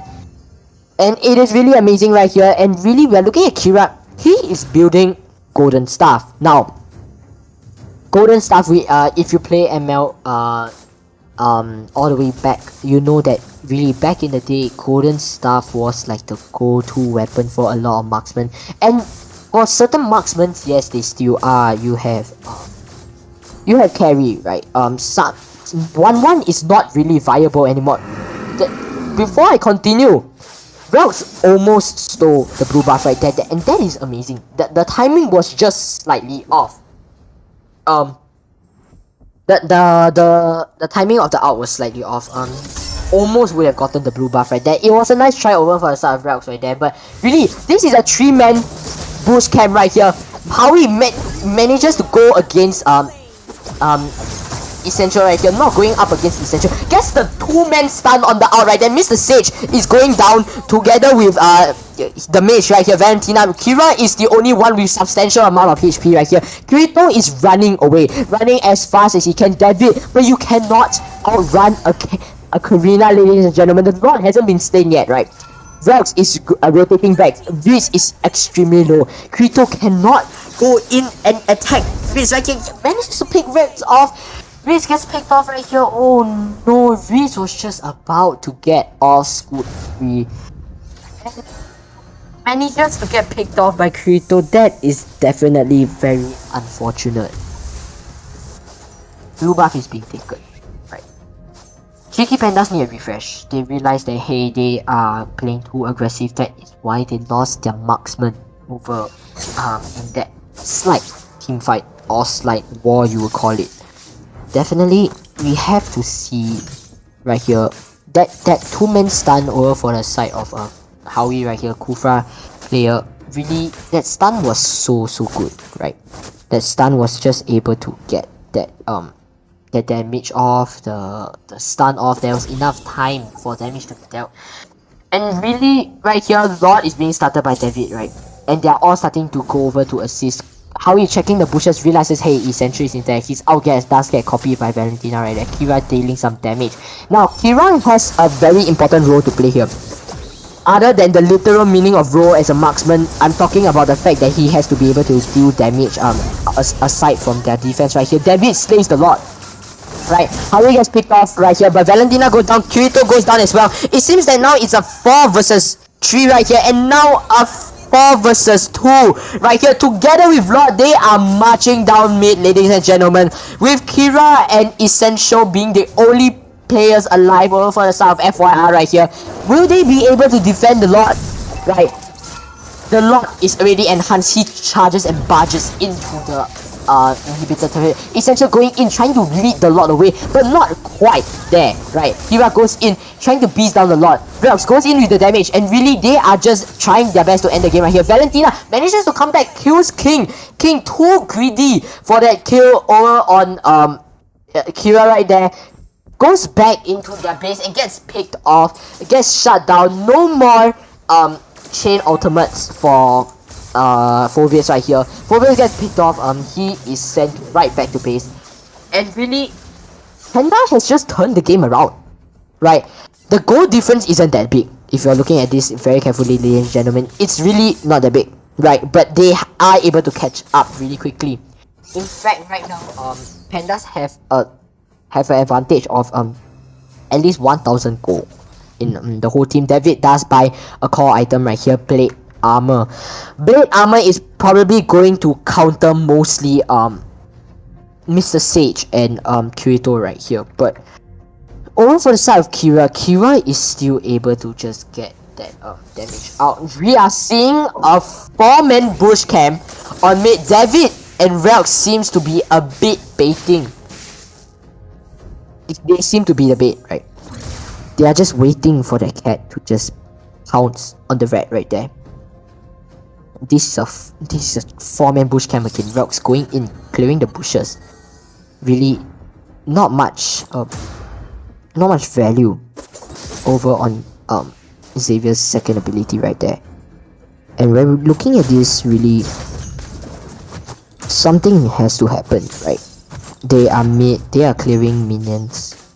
It seems that they are 4-man bush camping there, but they realize, hey, we have to defend our base. They eventually back off. It seems that the minions will eventually, they actually connect with the HQ right there, get some damage off, and luckily the mage and the marksman were able to call out, hey, we have to go back to base and defend. If not, that I'm afraid those minions will be able to deal at least 1/3 of the damage off. Really, this seems to be comeback right here. There is huge potential for comeback, right? But this is Lord right here. This is a third Lord. This is as good as the Lord will get. 17 minutes into the game, like your Lord is enhanced.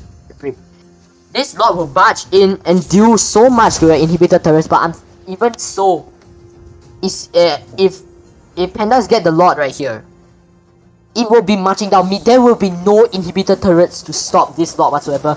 And now they're just really trying to play for picks, right?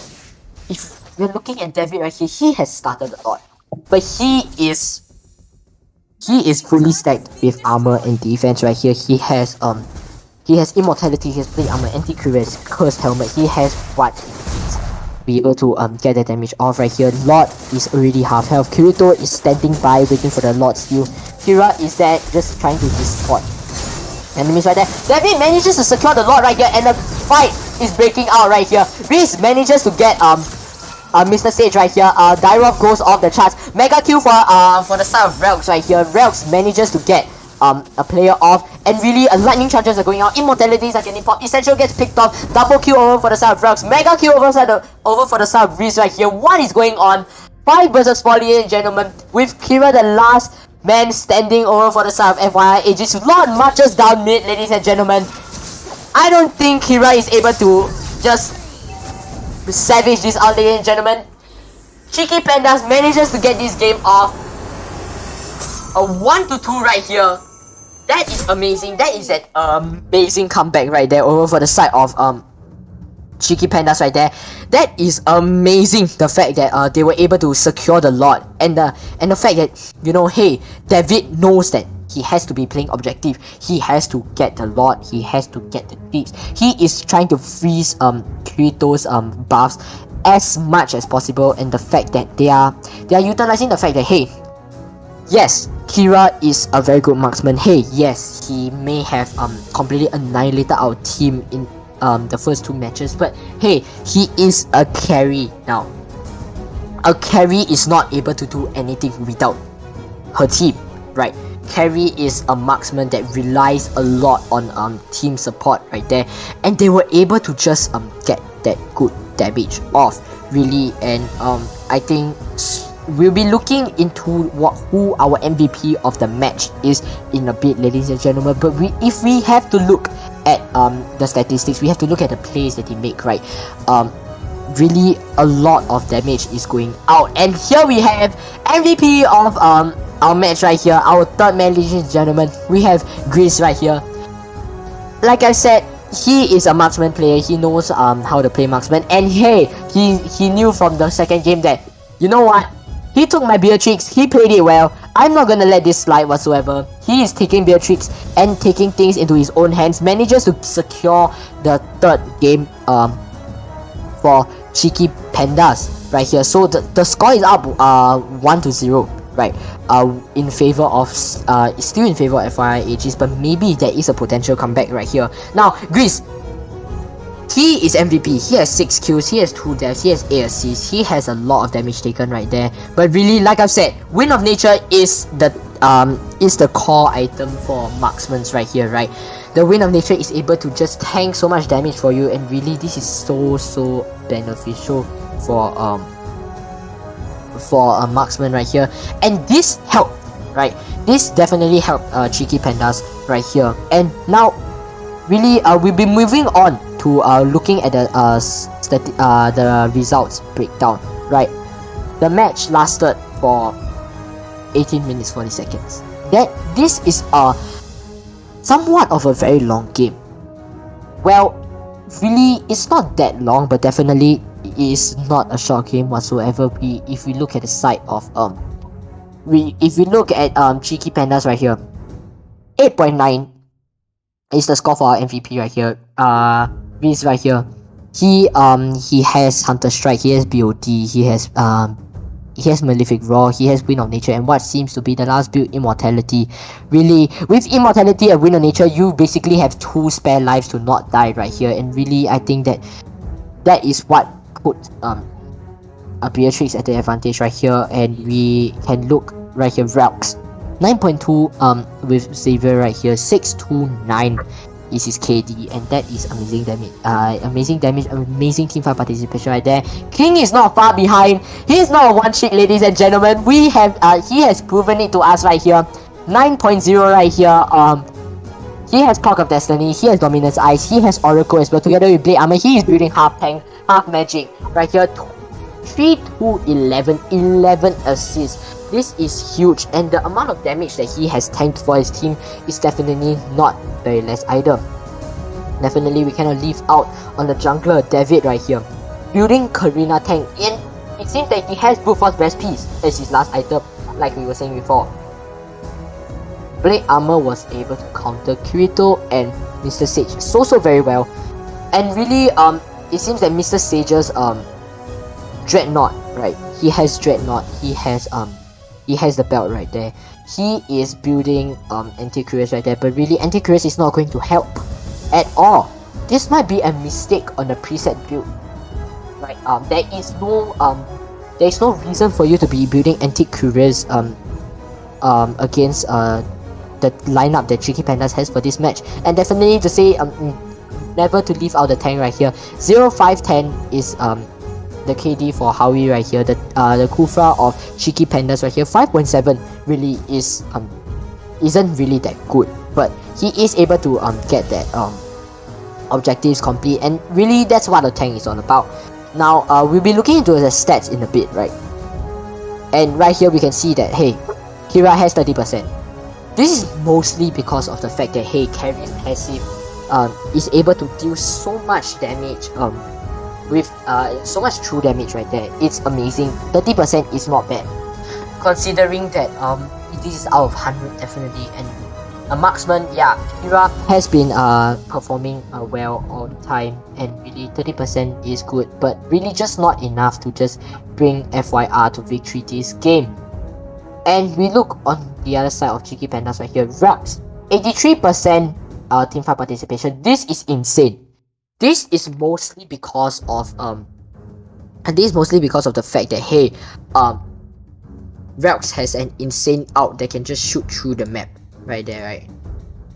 And really, I think that it's really amazing, and I think it was a fair reminder to me that hey, retributions are really important right there, right? That game, what happened to FYI Aegis was really Kirito was not able to secure the objectives, right? David has the insanely well-timed retributions right here, really. His retributions, he saw the Lord, it was going down. I think he really collaborated with his team really well. Relx has the ult through the Lord, pieces the Lord down, and David uses his retribution to just claim the Lord for his team right there. This is an insane play that David has made throughout this whole match in general. His retribution, the fact that he was able to secure the objectives so very well. it is really insane, and that is really what helped Cheeky Pandas to be able to come back. They got 2 lots in total, I think 2 lots in total, and they got really good lots right there, and really the 2 lots they helped so very much, right? The 2 lots helped them march down mid. They took down the base so very quickly. They took down the inhibitors as well. They were just able to come back right there, and it was really well played thanks to David using the retribution with perfect timing right there. Really well played match right here. And yeah, it seems like we'll be going on to a match 4, ladies and gentlemen, but really this is still match point right here. The score now is 1-2 in favor of FYI Aegis right here. One more match and FYI Aegis can take it home, but can Cheeky Pandas come back and be able to play for the finals right here? We will see, ladies and gentlemen, right after the break. We'll be going for a short break, ladies and gentlemen. We'll be seeing you guys back right here in MLFC right here, and yeah, we'll see you guys after the break.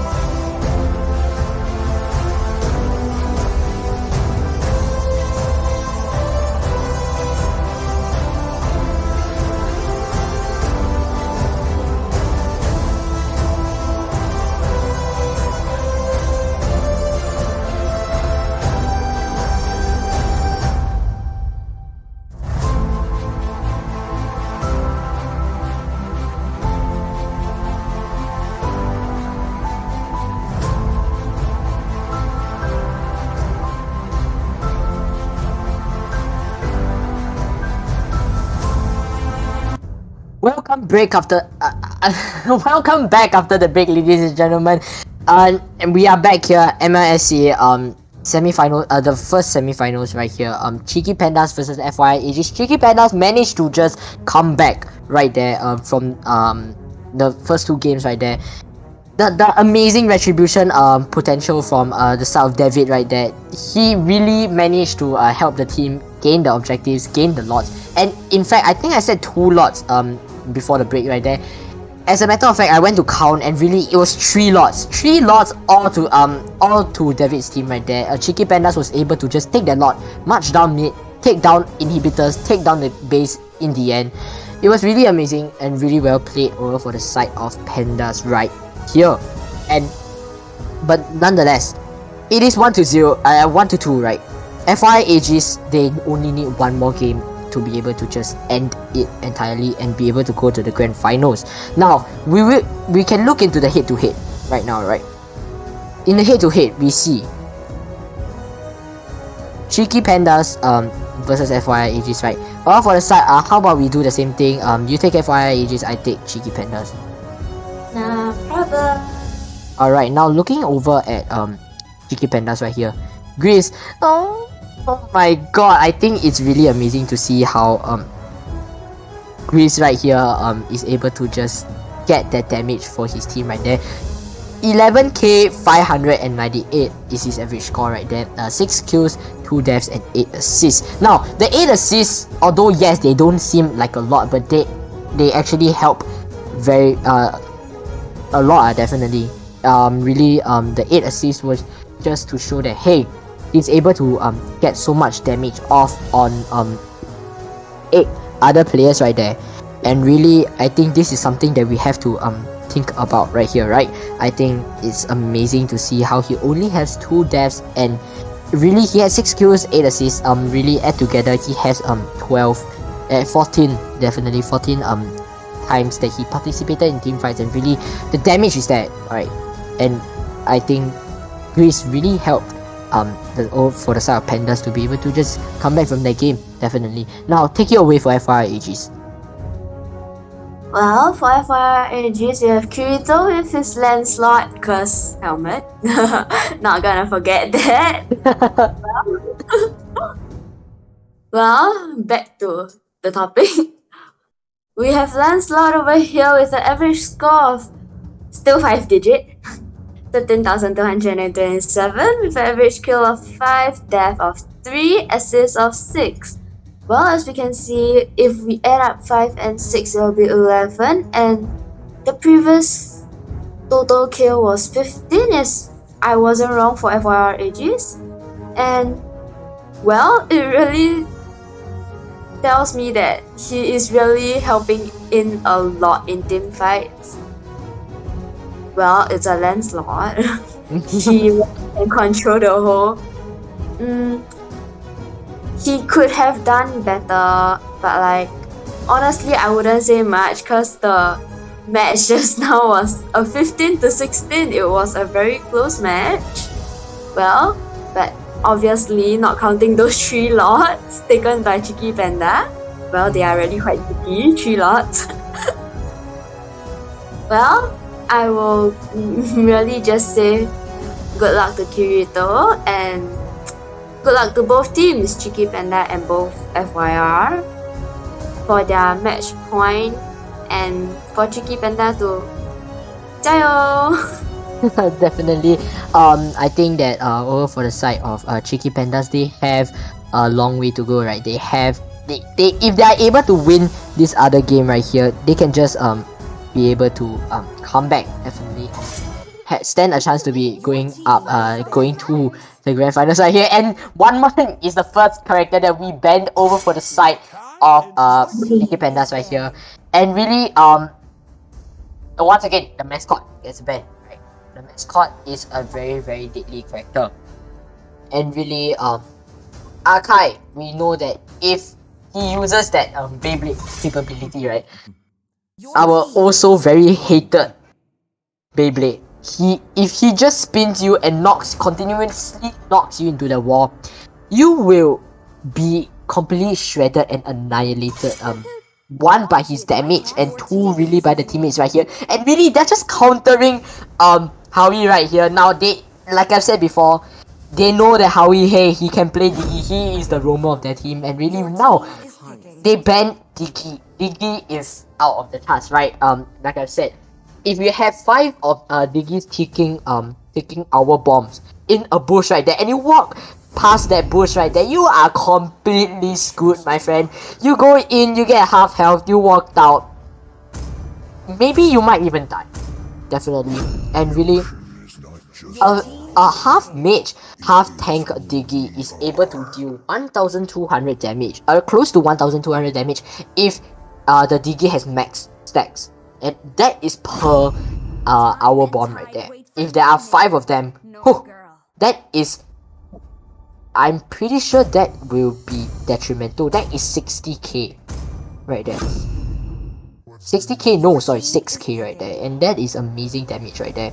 Now, really, Relx gets the first pick. He picks Valentina. No more Valentina over for the side of FY right here, right? And we see that Essential actually picks a mage. He picks Savior. They have basically swapped character, ladies and gentlemen. Now, we see that, hey, Essential, so far, Essential has played as, right, maybe he has picked Savior so that he can swap with Atlas after the whole thing is over. And right here we have Howie playing Kufra once again, and Grease right here playing Beatrix once again. But Kirito does use he does use Karina here. Now Karina is able to just reflect all of Beatrix's basic attacks, right? Even the shotgun.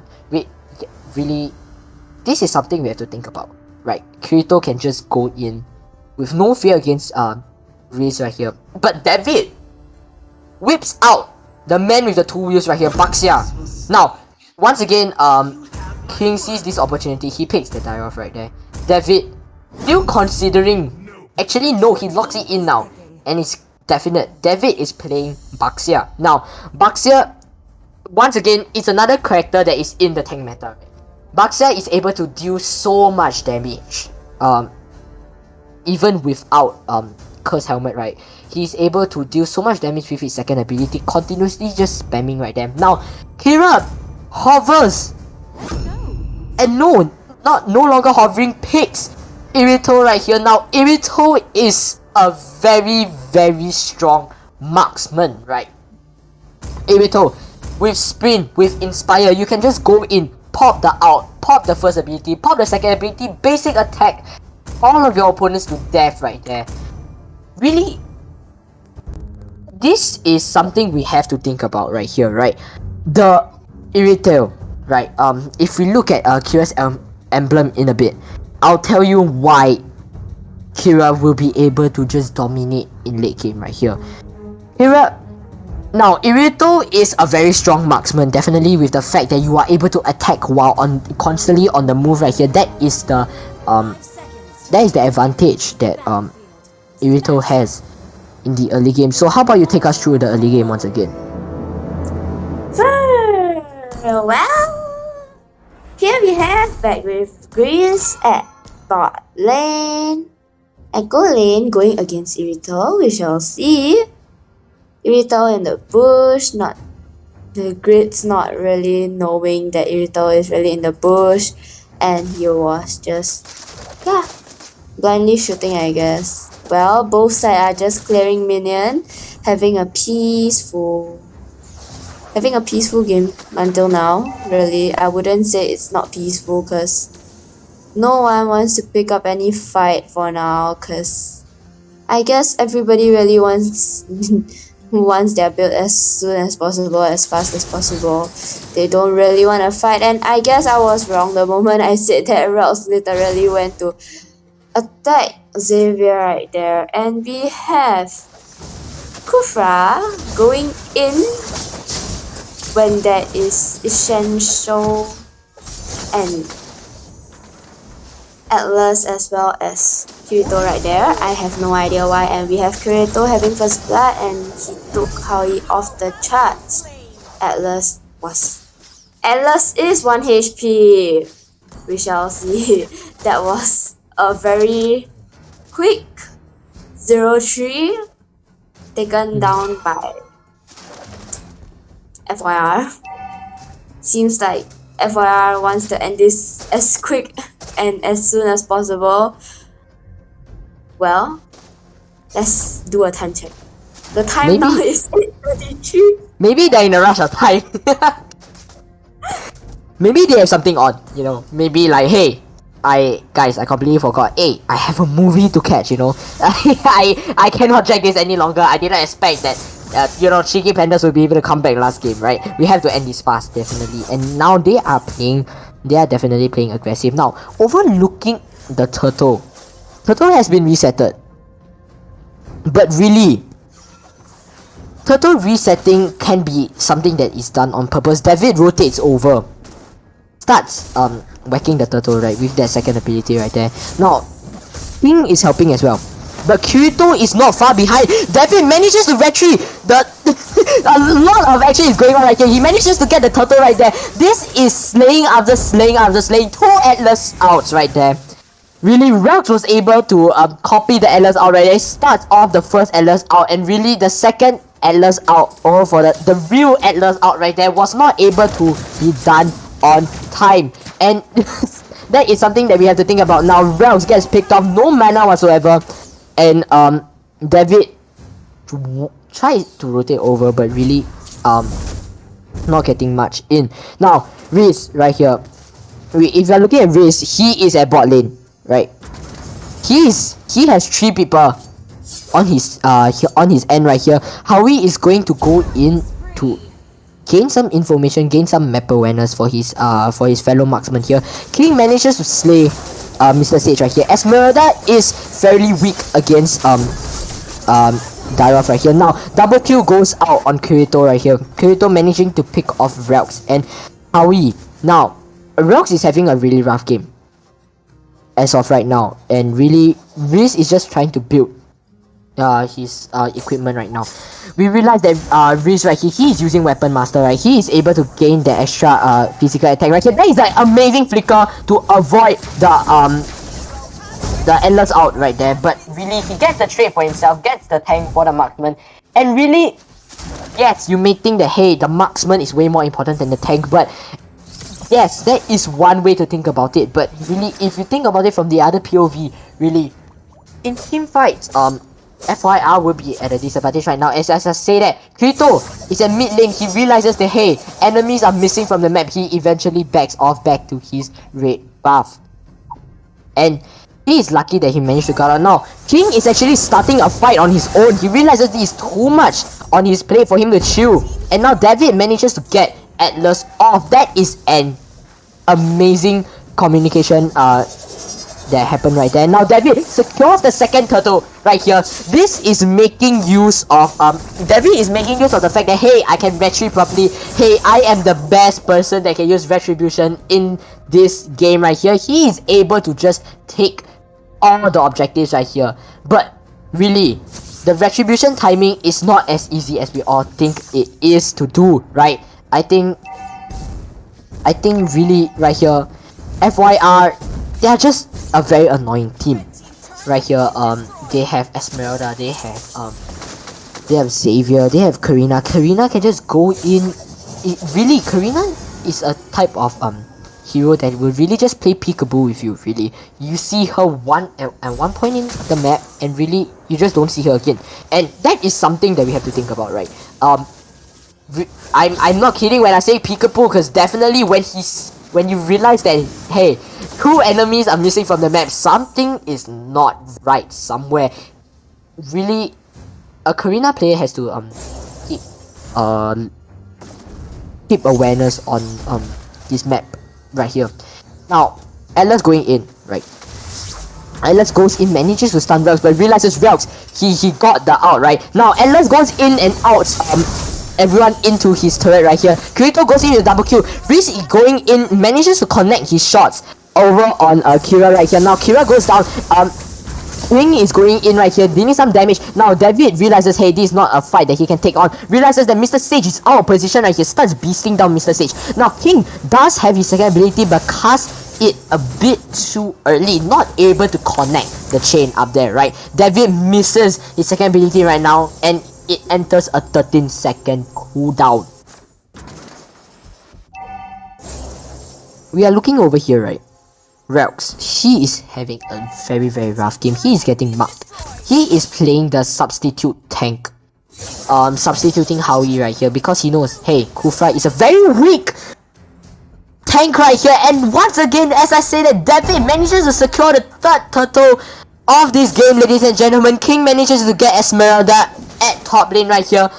David with the insanely well-timed retributions right here. This is huge for Pandas right here. They are able to just get this done with. Now Kirito is getting beasted down by King right here. King managing to shut down Kirito right here. Smash the unstoppable. Relx gets picked off by Atlas once again. He can push this top turret. Realizes Esmeralda is back. He has to back off. That shield turret at top lane is not going to help him whatsoever. And mid lane, a small war had actually started out. Relx got picked off, and now King is rotating towards mid, gets immobilized, and eventually backs off. Now, if we look, right, Riz, Beatrix, he has Blade of Despair now. Our very famous BOD right here.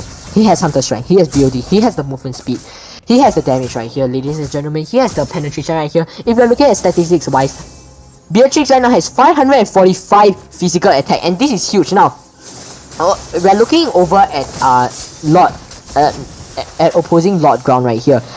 King gets picked off, but really he backs off. Not really connecting the dash on the wall to start getting the creep, but really he gets the gold crab instead. Now invading into what seems to be Kirito's blue buff right here. David starts off the blue buff. Relx helps to check the bush right there. Now it seems that Relx is, like I've said, really he's trying to play the substitute tank, right?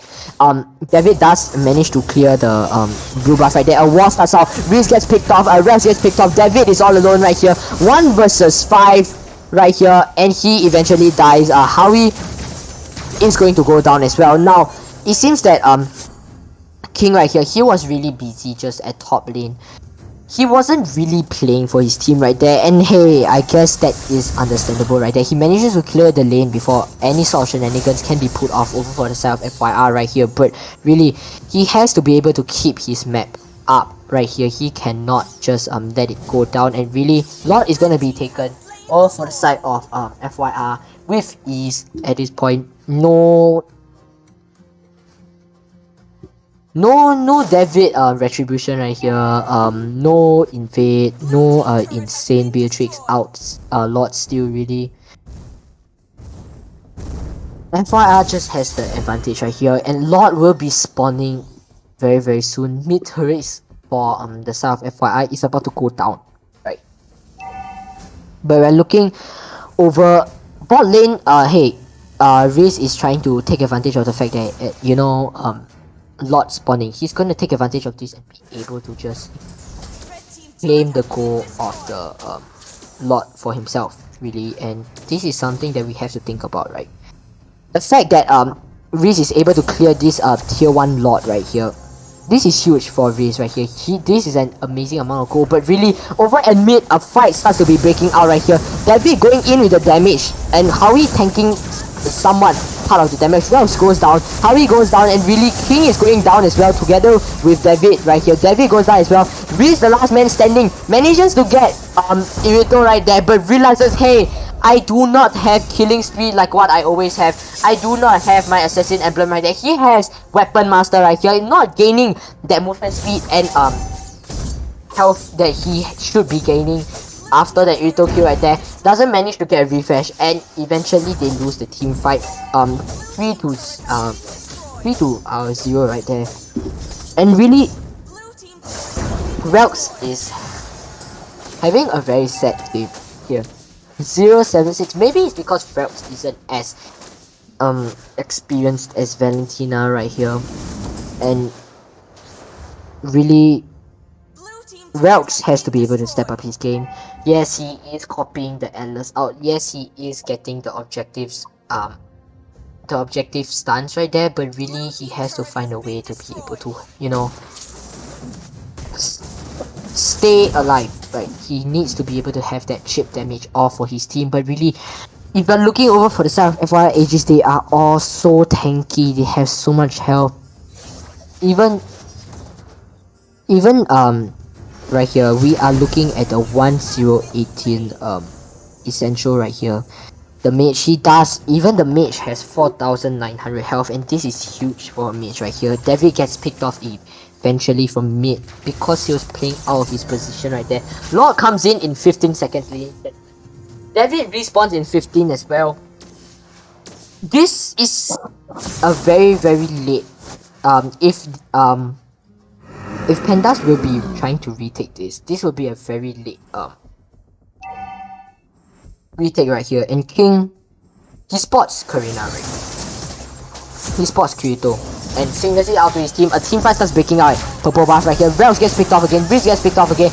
This is not a fight that Cheeky Pandas can take on, ladies and gentlemen. They back off from the fight right here. King is still getting squashed. King eventually gets taken out. David tried to save him, but really David gets picked off as well. Mega kill goes over for the side of Kirito. We can see right here, ladies and gentlemen, it seems that hey, Karina is the superior tank jungler right here. Tauri tries to go in, but realizes this is not a fight that he can take on his own. It seems that hey, Tauri goes down. It seems that this is a big GG's. He does take down Esmeralda right here, but really the base just get blocked over for the side of FYI Aegis, and FYI Aegis takes the victory home. 1-3, ladies and gentlemen. This means that FYI Aegis will be making it to the grand finals. Now, the grand finals, which will be happening on Saturday, it is not that far away, and that was a really well played game over for the side of FYI Aegis. It seemed that hey, Cheeky Pandas once again they had the advantage, right? They had the advantage on FYI Aegis, but really they FYI Aegis, they have the better late game characters, right?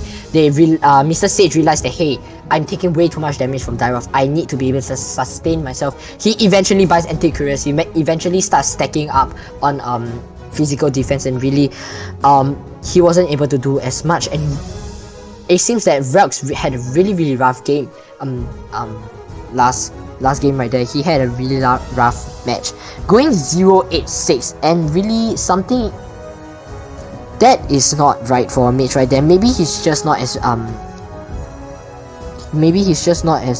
experienced at Valentina as compared to maybe Essential right there. I have no idea really, but but Essential definitely knew how to counter Valentina right there. Now we are looking at our MVP for the game, ladies and gentlemen. That will be FYI Essential right here. 2 kills, 0 death, 23 assists. This is as good as a mage can get, right? This is as good as your KD will get, ladies and gentlemen. 2-0-23. Xavier is capable of having KDs like this, right? He's able to just get the damage out right there. He is able to get those long range assists with his out right there, the quick damage, the information, the slowing up, the slowing down, the speeding up of his teammates right here. He has the correct build right here. He has Claw of Destiny, he has Lightning Truncheon, he has Enchanted Talisman, he has cooldown, he has damage, he has movement speed. This mage has everything, ladies and gentlemen. This is something that will just this is one of the best KDs that you can get as far as mage KDs are concerned. Definitely yeah, I have nothing to say right here. He barely took much damage. He only took 7,000 damage right there, considering the fact that Xavier's max HP is 4,900 as the last I checked. The fact that it was so little as compared less than double of his max HP right here. The damage taken shows that hey, he definitely doesn't get damage at all. And really, if we think about it, I actually didn't think about it this way, ladies and gentlemen, but really, FYI Aegis won with 25 kills right here. And since Essential has 2 kills and 23 assists, this means for the first time in MLSE, ladies and gentlemen, we have 100% teamfight participation for a certain character right here. We will be checking it out in a bit, right? But of course, definitely after our MVP, we will have our head-to-head. But after our head-to-head, we'll be looking at our match results, and really we can see that we will be seeing that, hey, Essential, there is a reason why Essential's MVP, right? He is able to get that damage right there. Really, Cheeky Pandas had the advantage in early game, but I think the fact that Relx was being picked off way too easily over for the side of Cheeky Pandas right there, it really put them at a disadvantage, considering the fact that he barely has any goal, right? Relx barely has 6,000. He doesn't even hit 6,000 actually. He has 6,000 goal. He's not able to just get that damage right off here. Now looking at his 2 hits, same thing. You break down FYI Aegis for the last time in this semi-finals, and I'll break down Cheeky Pandas for the last time as well. Now looking over here, King being the MVP for Cheeky Pandas, right? He has 9,856 average score. He has the average score right there. He has an average of 5 kills. He has 5 kills. He has 2 deaths. He has 4 assists. This is really not that much if you, but really if you consider the fact that, hey, Cheeky Pandas only had 13 kills in total. 9 out of 13 really isn't that bad. In conclusion, basically, that is a 69% teamfight participation if my math does not fail me, and really, that is amazing considering that he is an EXP laner. He's not even jungler, right? He EXP lane and he's able to get that score right there. But when really Cheeky Pandas put up a fight, but FI Aegis was overpowering them way too much. And well, take it away for FI Aegis. Well, for FYI Aegis, it's not Kira this time, but well, it's Essential with his Xavier. Like what you say just now, he was the MVP. He had average kill of 2, death of 0, and assist of 23 for a mage. That's wonderful, I would say. Average score of 7,139. Well, for Xavier, I would say I don't know much because I would say it's not released for very long. Am I right, Thanos? Yeah, Xavier is considered a relatively new character right here, and yeah, I think we'll all be seeing a lot of Xavier plays right here. FI Aegis really, they have an insane synergy with their teammates right here. Their tank is able to time their ultimate really well. Well, I have nothing to say right here. The match is 13 minutes long basically. 13 to 25 is the score right here. We are looking at Relx with the bronze right there. He had a really rough game today, alright, ladies and gentlemen. He was constantly getting picked off. Yeah, I have nothing to say. Kirito was always constantly marking Relx right here, and Relx really couldn't do much. Well, we look over for the side of FY Aegis. Essential has 12.2. 2013, amazing KD right here. Kirito and Kira actually tying for 10.7 right here. They both participated in their own ways, definitely. Kira with the damage, Kirito with the tanking, and the sustainable damage right there. Yeah, that is amazingly well played. Atlas, amazing timing on the out, and everything was perfect. Mr. Sage as well, amazing Esmeralda. Although he was lacking as compared to his teammates right here, but really what he did best was to not feed.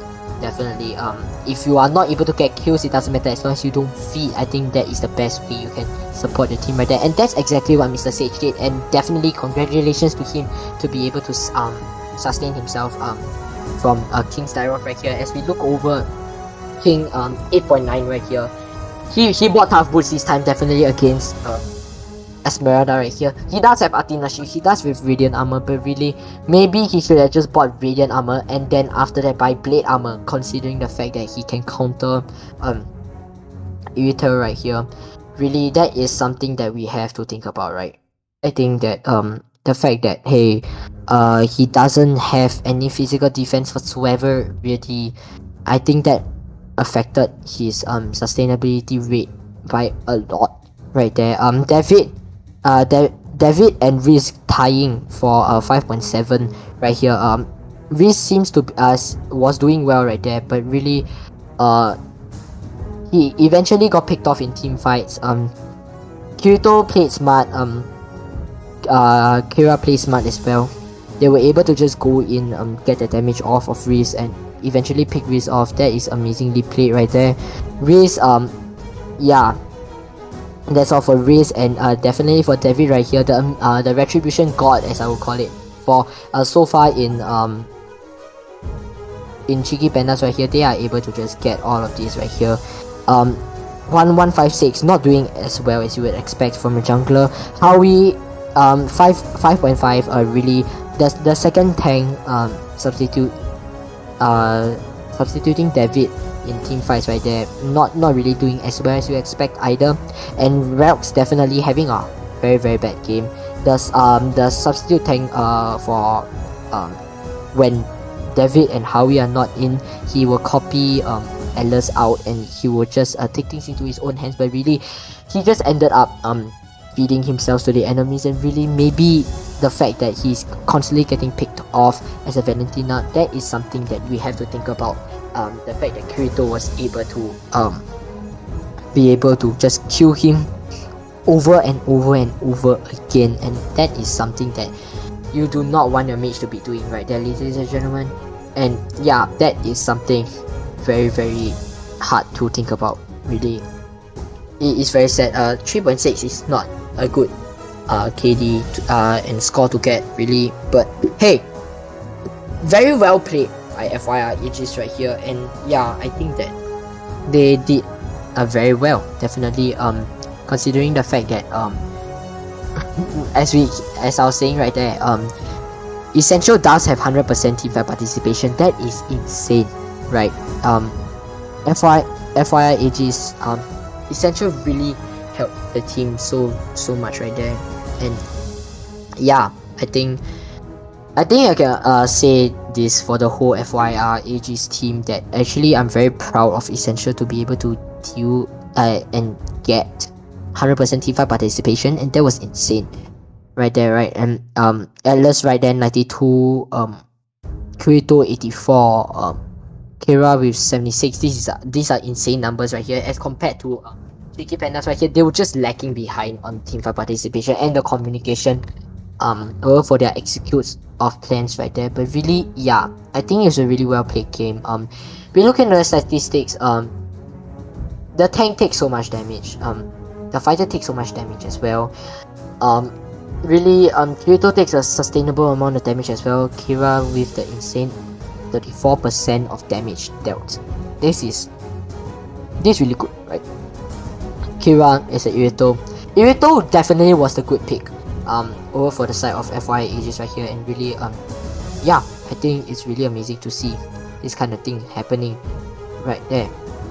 Yeah, definitely. And I think I'm very happy for FYI Aegis right here, that they are able to just end the game entirely. They know what they were doing. They knew that hey, we cannot drag the game any longer. And yeah, definitely, that is the end of our first semifinals, ladies and gentlemen. The Cheeky Pandas versus FYI Aegis. Cheeky Pandas 1-3 right here.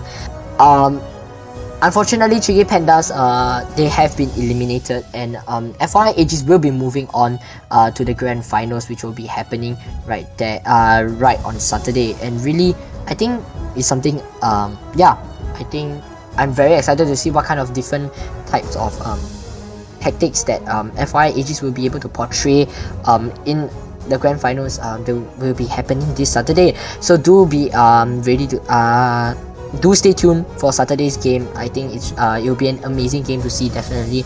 And yeah, this will mark the end of our first semi-finals best of 5 Cheeky Pandas versus FYAGs. Before we end the stream, do be sure to check out Supreme League's socials down in the description below, and really big shout out to all our managers that has actually helped us in preparing for MLSC right here. Thank you all so much for watching, and we'll see you guys in tomorrow's stream, semi-finals number 2. We'll see you guys there.